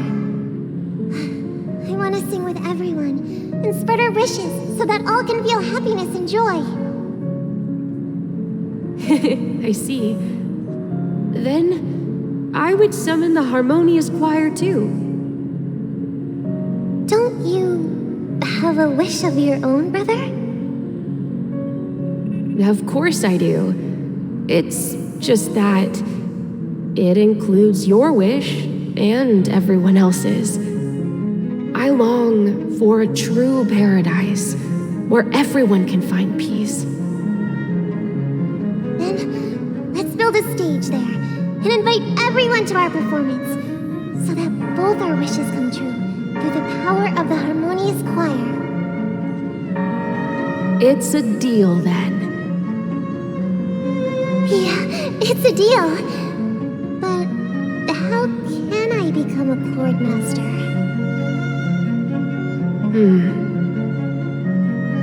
Maybe you will have to become a star first.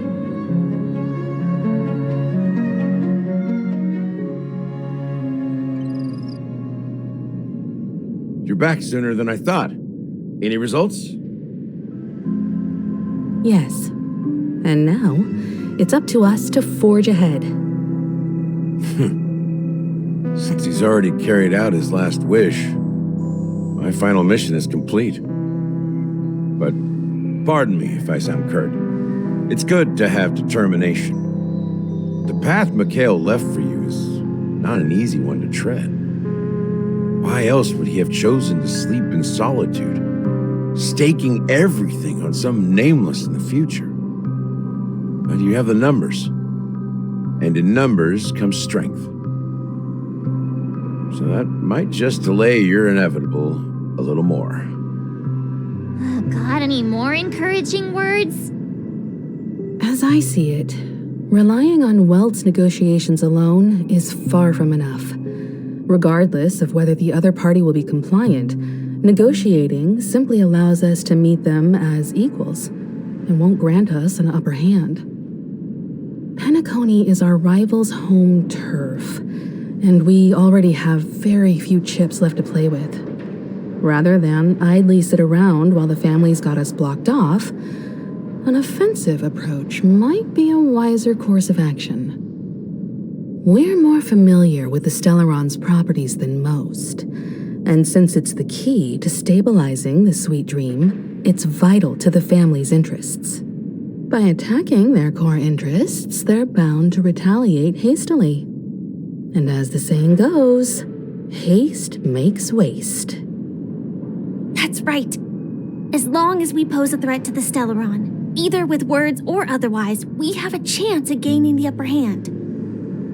But the problem is, on the eve of the Charmony Festival opening, how exactly are we going to get close to the theater? Family security will be airtight, and if we brute force it, even if we succeed, it's too risky. So, no one's gonna say anything? Then I'll raise my hand. I know the answer to this question.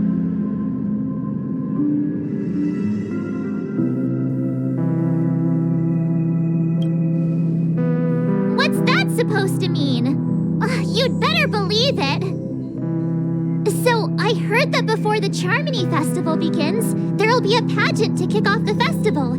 It's called the Soul Glad TM Festivity Auditions, or something, and it's going to be held in the moment of Scorch Sand. As long as we clinch the top spot, we'll be able to attain the title of Festive Superstar, and be able to personally bask in the graces of Miss Robin. Not that that's important. What's crucial is that we can enter the Grand Theater before the audience arrives. So, how do we go about participating in these festivity auditions? I've already procured special invite tickets from Miss Robin's fan club. To tell you the truth, I had been preparing to join the auditions all along, but now it looks like even if I scrape through, I probably still won't have the chance to shake Miss Robin's hand. So they're still running this thing, huh? It was originally just a publicity stunt, set up by Mikhail to drum up attention. But it looks like it might be worth a shot. We'll follow Marge's plan. Mr. Gallagher, will you be joining us? I'm afraid I won't have the time. As a virtual character, I've already completed my final mission. Whether Penacony can awaken from this dream is all down to you. Should we ever cross paths again? I'd love for you to visit the Express. All right. I'll have to add to that data bank of yours you've got on the Express. And Miss Firefly, we thank you for all your support. We're faced with a formidable enemy. As long as the Astral Express and Stellaron Hunter's objectives are aligned, we're willing to cooperate with you.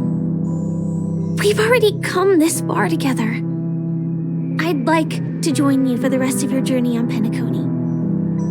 I'm pleased that we can finally fight shoulder to shoulder. I couldn't ask for a better ending. This is also the spirit of the Trailblaze. Now, everyone, let's prepare to move out.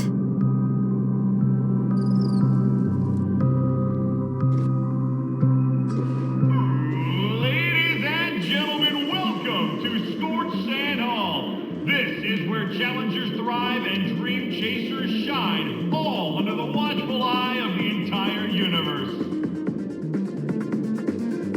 If you have ambition, dreams, and the drive, dear friend, the next superstar of Penacony's Charmony Festival could be you. Oh, wow, they've really outdone themselves. Oh, I'm starting to get excited.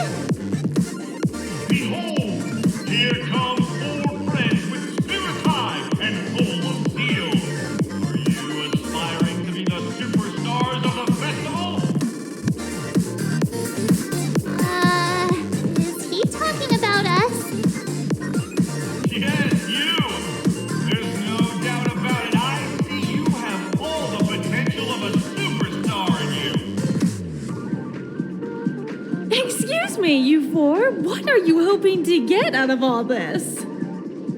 As the last group of contestants, how confident are you in overcoming all of the challenges? Would you be open to a brief exclusive interview with us? It'll be quick. Your journey is long and fraught with peril, yet under a sky blanketed by banners, you vie for the crown. The sword and rose! Protect the beauty! The beauty, the beauty! Magnificent and majestic! A knight's head is hard as steel. Brotherland's focus is stubborn as a heel. We don't all have to be winners, but if we don't have fun, we'd all be sinners.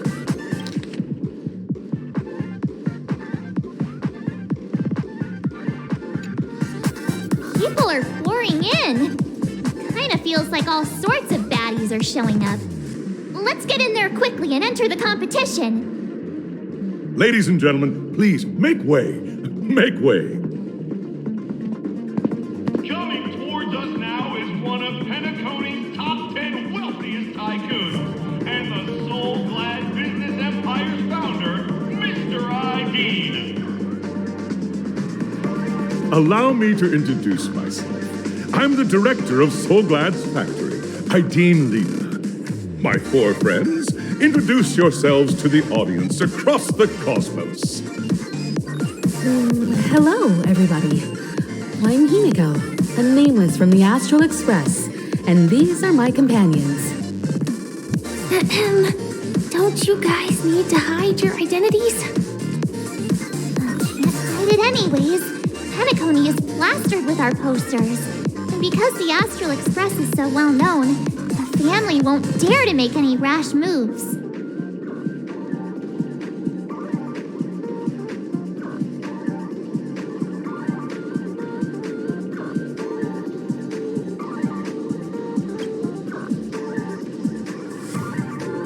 Hey, be a bit more serious. We're live on air. Hello, everyone. I'm March 7th. I'm an ordinary girl who loves adventures. Hello, everyone. I'm Firefly. I am also an ordinary girl who enjoys adventures. So it's a bunch of nameless guests. This final face-off is bound to be spectacular. Time is precious. My four friends, come with me. Grab a bottle of Soul Glad and make your dreams a blast.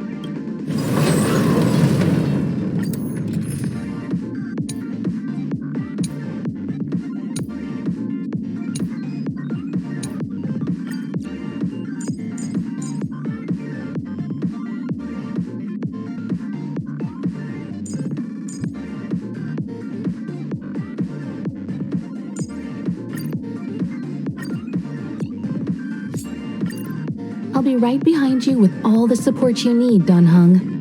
Be fearless.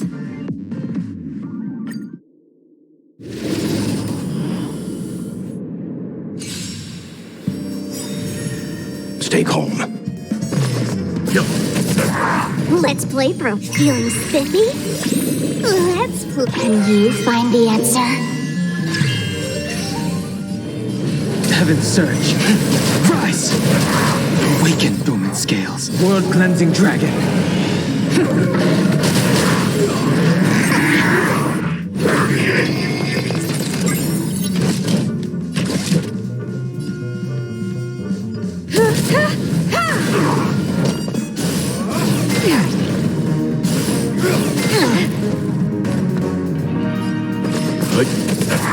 I'll go easy this time.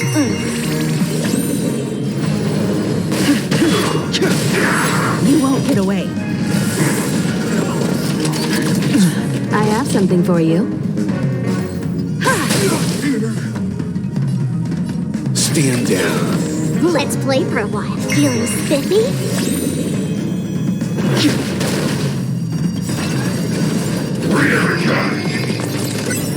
You know nothing of survive or be destroyed. There is no other choice.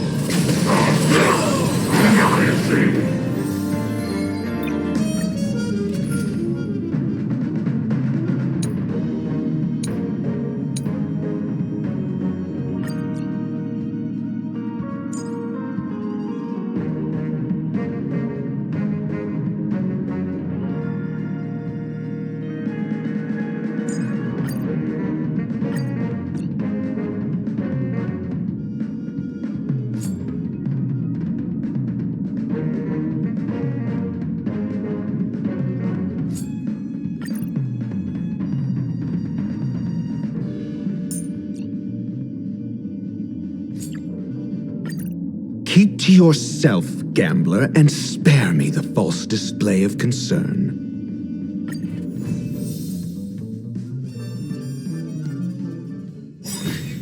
The game is on. Let's play. Can you find the answer? Just.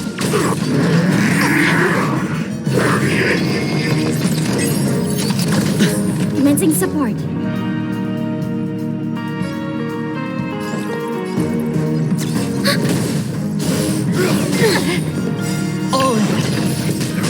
The dice have been cast. Bust. Or maybe I'll take it all.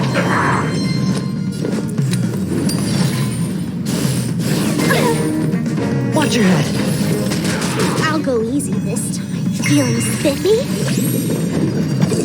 Answer me. Feel.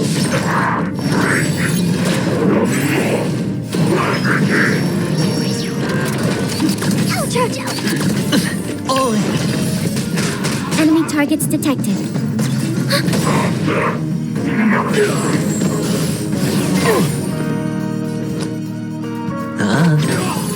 Let's play for a while. Just.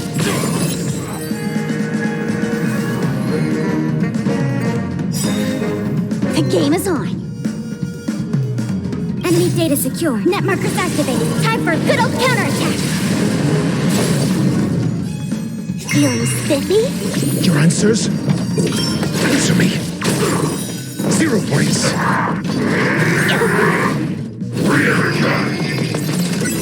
Let's play. Can you find the answer?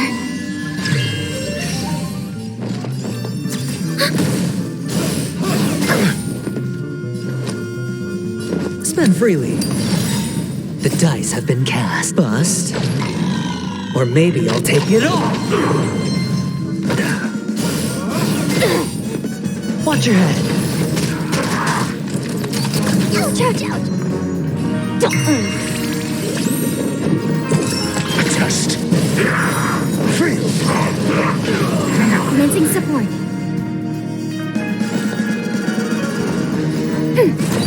I hit the mark.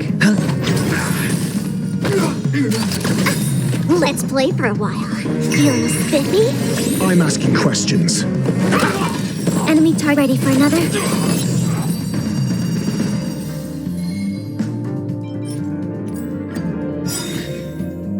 is on. Let's pretend you find the answer. Enemy data secure. Net markers activated. Time for a good old counterattack. Your answers? Answer me. 0 points.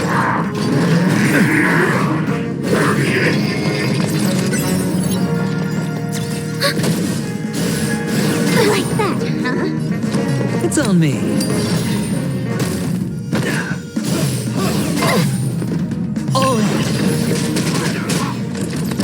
Ouch! I'll go easy this time. Feeling spiffy?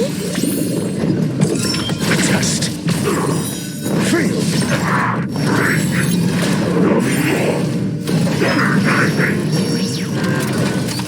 No dirty tricks, all right?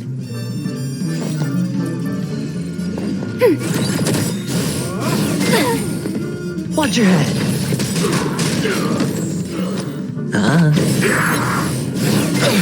Not good. Did that hurt?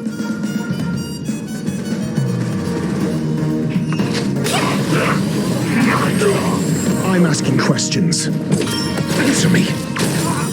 0 points.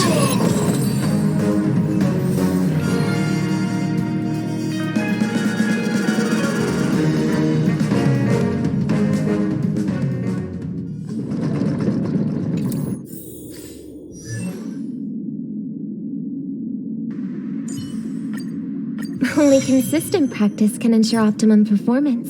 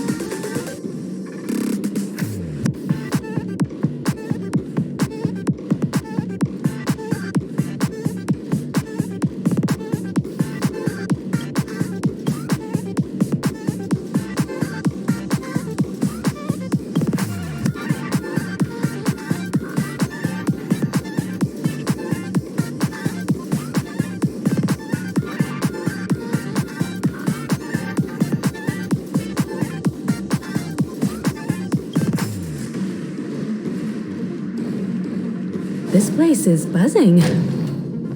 That's right. This venue is a miniature representation of Patrick.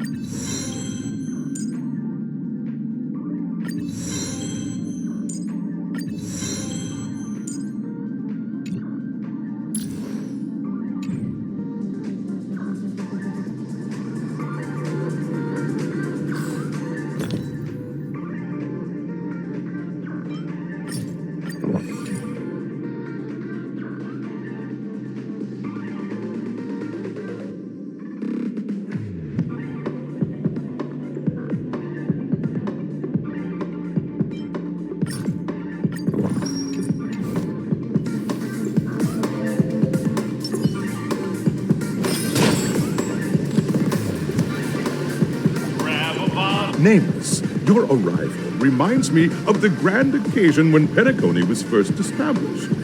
I was still a young, bright-eyed lad back then, lured here by the watchmaker's ads, full of zeal and ready to make my first fortune in life. Once, during a particularly grueling day, I passed out and was resuscitated by a drink from Mr. Sousa. That sweet taste has since been etched in my mind, and that was what drove me to create the Soul Glad that we all know and love today. The dream-chasing era was truly a wondrous time. Oh, I miss those days, and the watchmaker. Scorched Sand Hall is my homage to that time of boundless possibilities. I wholeheartedly hope you make it to the finish and emerge as the next superstars of Penacony. Now then, is there anything you'd like to say before the competition officially begins?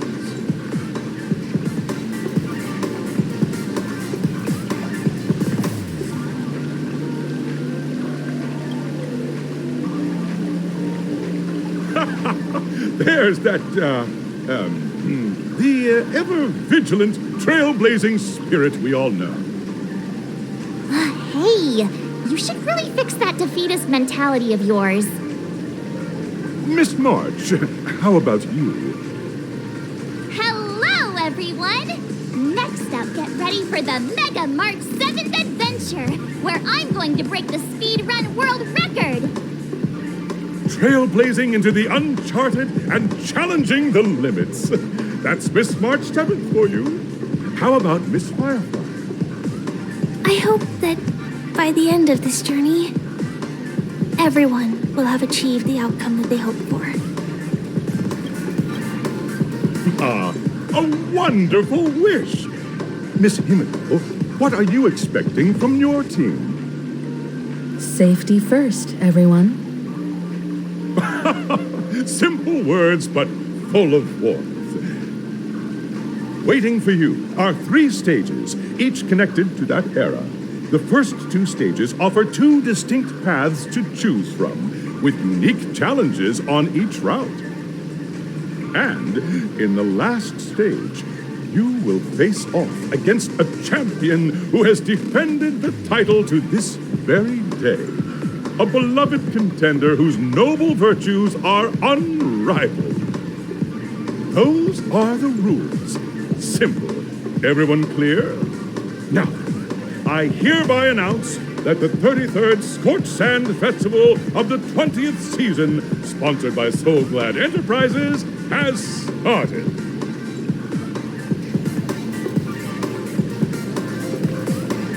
Everyone, as the Charmony Festival is drawing closer, we must reach the end as quickly as possible. Factoring in efficiency and safety, splitting up into 2 groups is the best choice. March and I haven't known Miss Firefly for too long and aren't overly familiar with her. It'd probably be better if the 2 of you paired up. Fine by me.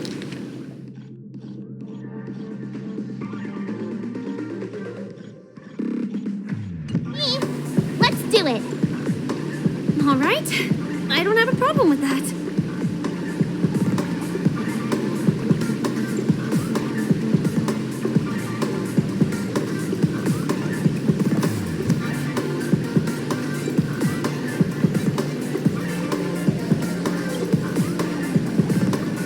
Time's ticking.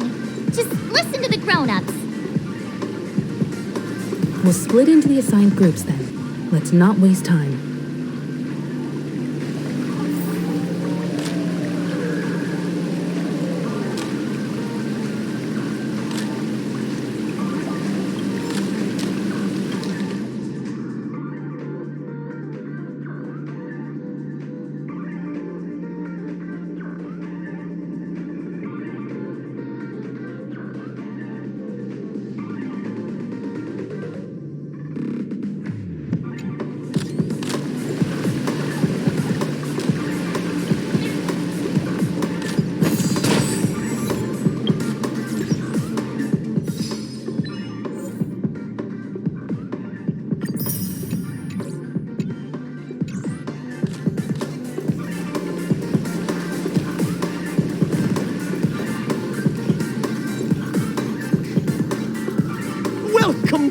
the stage of Soul Glad Enterprises' 33rd Scorched Sand Festival of the 20th season, Dream Play Fantasia. In this stage, you can choose between two challenges, the School of Acting or School of Action. In the School of Acting challenge, you have to complete 3 performances from 3 scripts and move the panel judges. In the School of Action challenge, you have to defeat 3 groups of enemies convincingly and reach the end. Now, make your choice.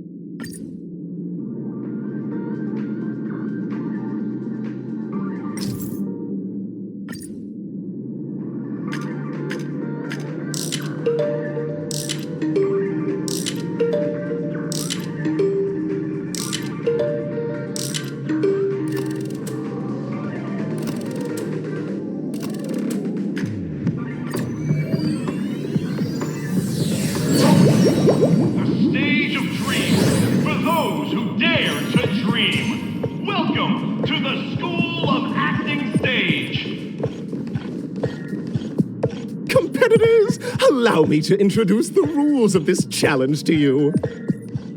There are 3 stages up ahead. On each, you will find an outline of a script. These 3 scripts were written by the legendary filmmaker, The Watchmaker, and depict various stories from Penacony's era of pioneering. Your task is to bring those moments to life, find the right words, and act convincingly to make the judges feel the script's intended emotions. Oh, I wish you a successful performance.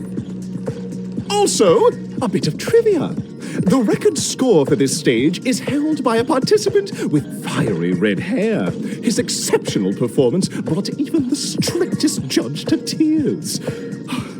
It's like he wasn't even acting at all. We are running out of time, so let's get this over with quickly.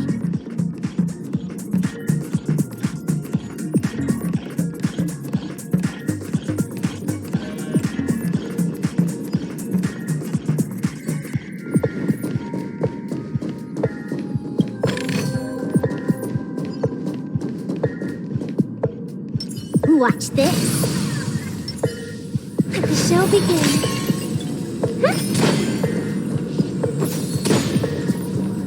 Oh, just take a look at this pair. Such star quality. Since you come as a pair, I'll prep a 2-person scene for you. You 2, are you ready?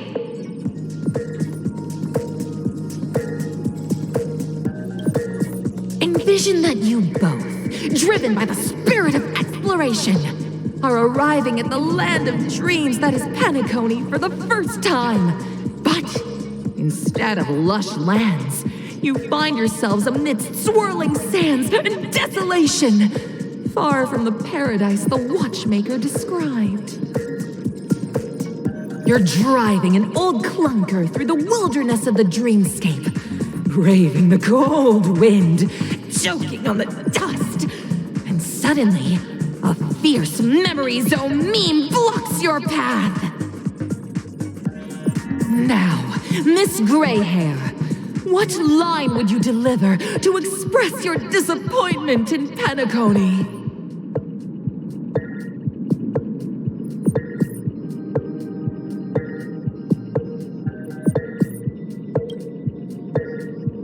Very good. Now, though you're disappointed, your screen partner is conversely very enthusiastic. Now, young lady, you will say... This is great!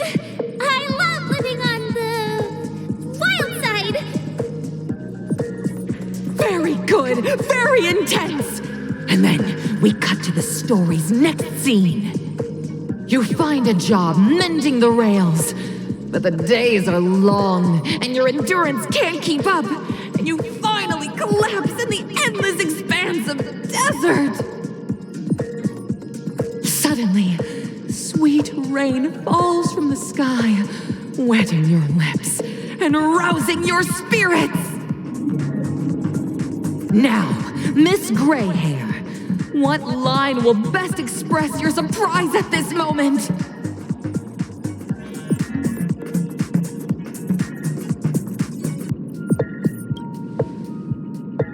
That's not right. That line doesn't sound very surprised.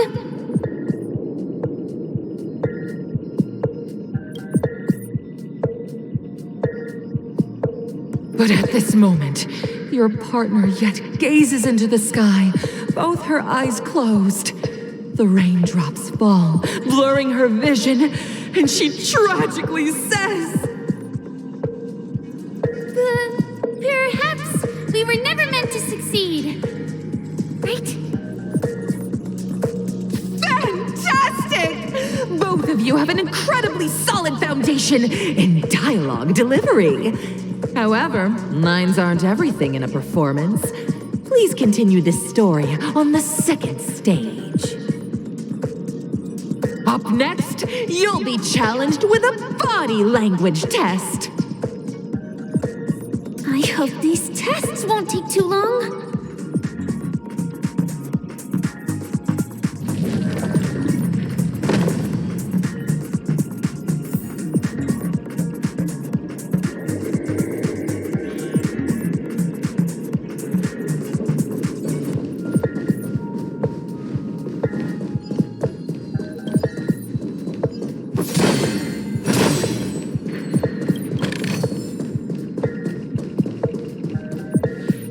Here, you two are required to skillfully utilize body language to portray the story context I've laid out for you. Picking up from where we left off, a heavy downpour saves you both stranded in the desert. This rain quenches the anger in your heart. You look to your companion, now completely devoid of fighting spirit, wanting to comfort her. At this moment, what should you do to make her laugh?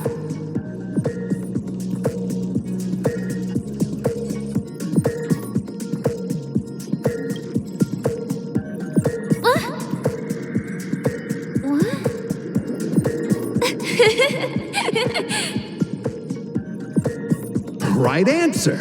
Your companion sees you rolling about in the sand and thinks about the arduous obstacles along this journey. She can't help but let loose a laugh, rekindling hope in her heart. And so this girl... I'm gonna get back on my feet and keep moving forward. A tug at the heartstrings! The story continues to develop. The heavy rain leads you both to sense a business opportunity, so you start venturing into the umbrella industry. But just as the business begins to pick up, competitors start flooding the market with low-priced goods, squeezing your market share.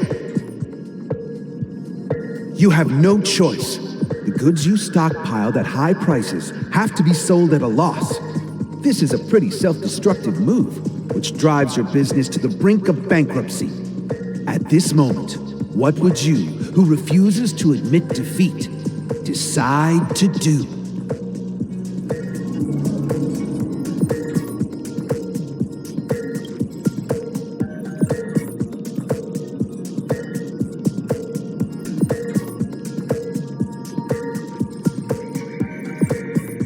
Fantastic!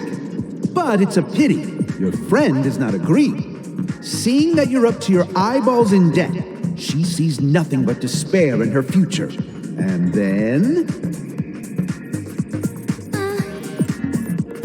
I leave Penacony in utter disappointment. Is that okay? Of course! Absolutely! I was this close to tears! Both of you possess exceptional acting talent! However, The true test is yet to come. You're about to encounter the harshest judge this show has ever seen. You'll need to rely on perfect performances if you want to win them over.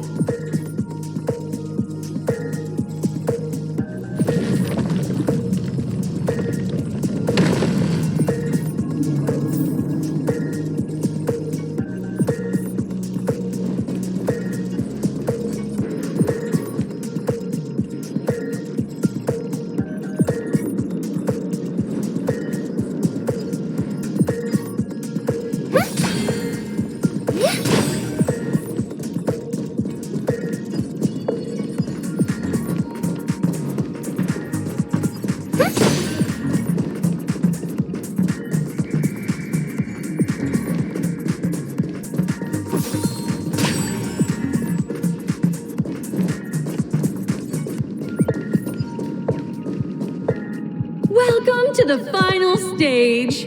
Actually, all the scenarios that you previously encountered were all from the film Once Upon a Time in Dreams. Two companions arrive on Penacony with nothing but a dream. Their desire for achievement is met with continuous setbacks. Ultimately, one continues on, despite spiraling into debt, while the other concedes defeat and leaves. Many years later, their paths cross once more in the thriving Penacony. Yet, they refuse to acknowledge each other because...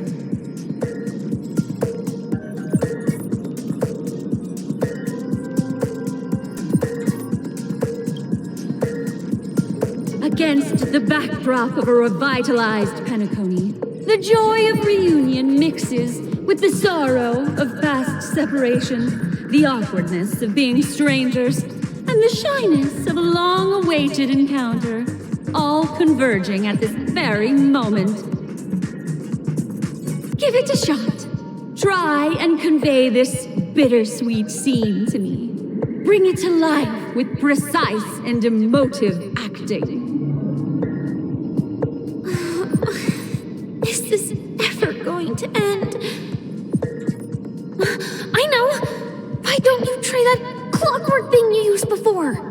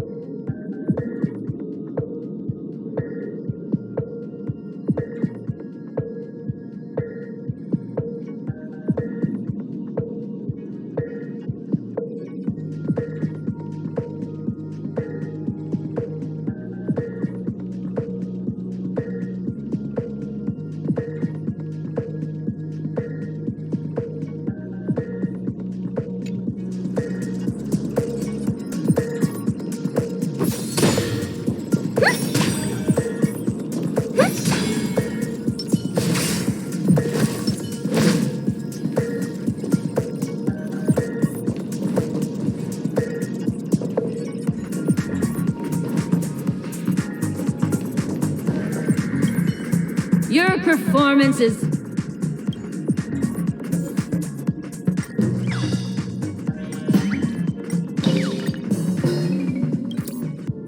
cut! Huh? We haven't... It's so touching. Your portrayal outdoes the original. It's simply beautiful. We have passed the test. We ought to hurry up. Stellaron is at stake.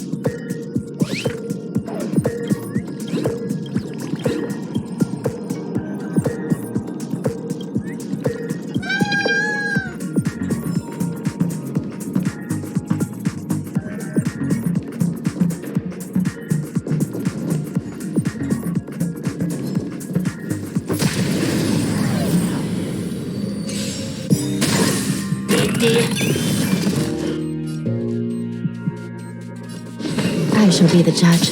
May song bring us By the victory. will of the Ten Lords' decree, hereby ordained. Resonate all together. Flesh wound. Let's play. Can you find the answer? Beauty is eternal. I hope for an end to strife in the world. Harmony and unison. Wretched and fleeting. I'll go easy this time. Feeling spiffy?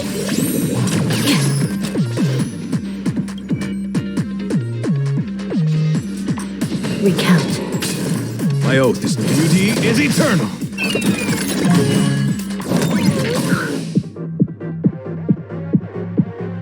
Until I see, I will protect all beauty. For Adrilla.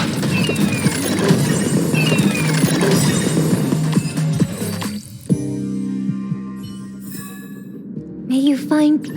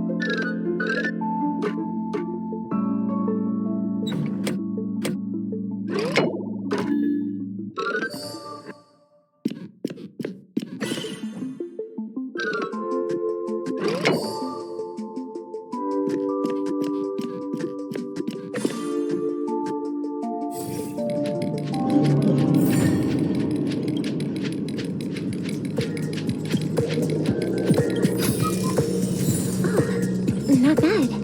Not bad at all.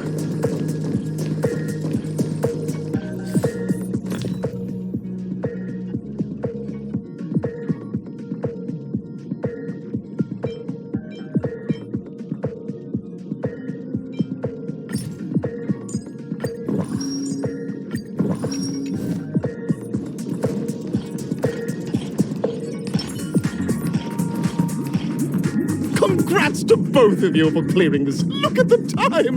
That red-haired contestant. You'll find out eventually, but only if you clear. You have the option to choose gunfire and undergo Brother Hanu's trial, or now, make you...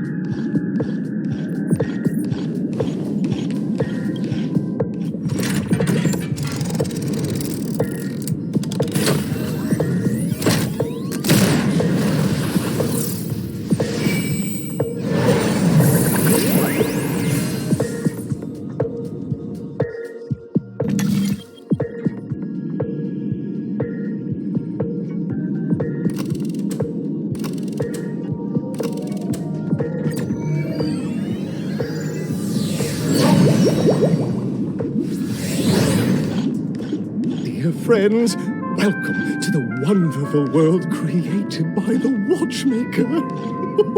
Awaiting up ahead is the titular character from the beloved Clocky animation, Clocky! It's said that the Watchmaker dreamed up the idea of Clocky when he was just a boy.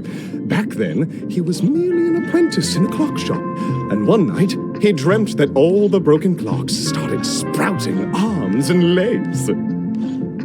Like a skilled pilot, he steered them towards the right path.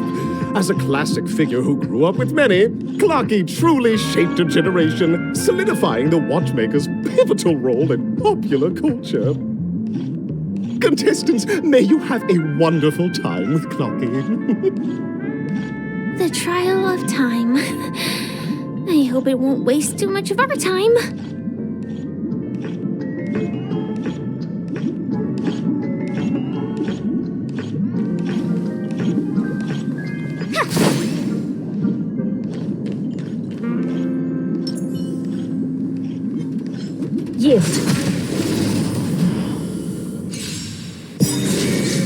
Still in denial? Recount. I hope for an end to strife in the world. Harmony and unison. Let's play for a while.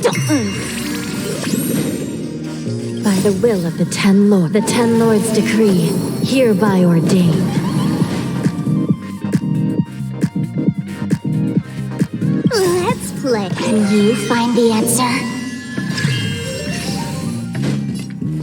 Beauty is eternal. Night. Stars echo. This is serious. I shall be the judge. A guiding light. Wretched and fleeting. I'll go easy this. Feeling spiffy? Beauty is eternal.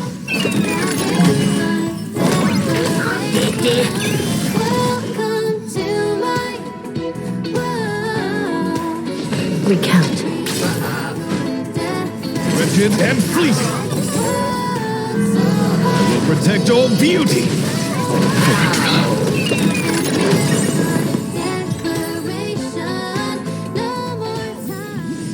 The Ten Lords' favor grants victory. Am I just a failed experiment? That statue. Did it just speak?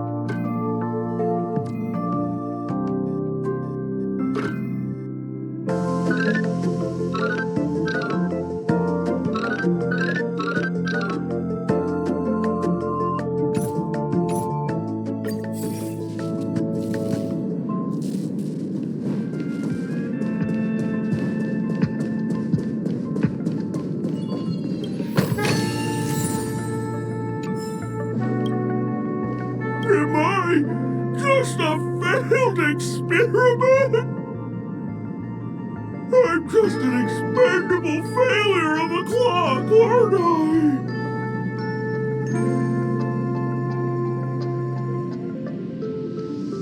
Don't be naive, buddy. Failure isn't a sickness. It's a sin.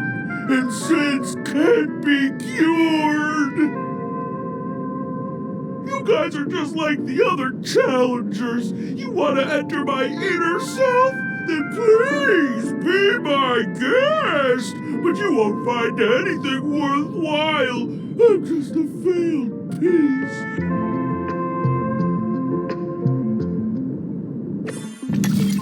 See? I'm just empty inside. Tick-tock! It's time for me to make an appearance! Clocky? I can also see him. Is this character part of the show? In Dreamville, Clocky is everywhere and can do anything! Like, right now! I could solve this problem with your big ticker pal, Tick-tock! I can't believe it's actually Clocky! Why would you come and visit a failure of a clock like me for no reason? You see, we're all clocks. We're family. I want to help you be happy! Tell your pal Clocky what's troubling you. I came across a startling revelation yesterday. Apparently, Dreamscape Ticker isn't the same as Clocky at all. It's just a discarded prototype from Clocky's early development. Please, just leave me be, Clocky. I just don't know how to face you, because I'm just a failure. Oh dear. Seeing it like this is utterly heart-wrenching. But fear not.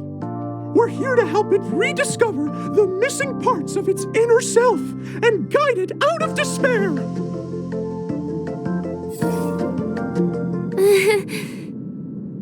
I guess even troop members can experience existential crises. Don't worry, miss. I've already pinpointed its missing parts. Over here, my friends. Better use that hamster ball night speed.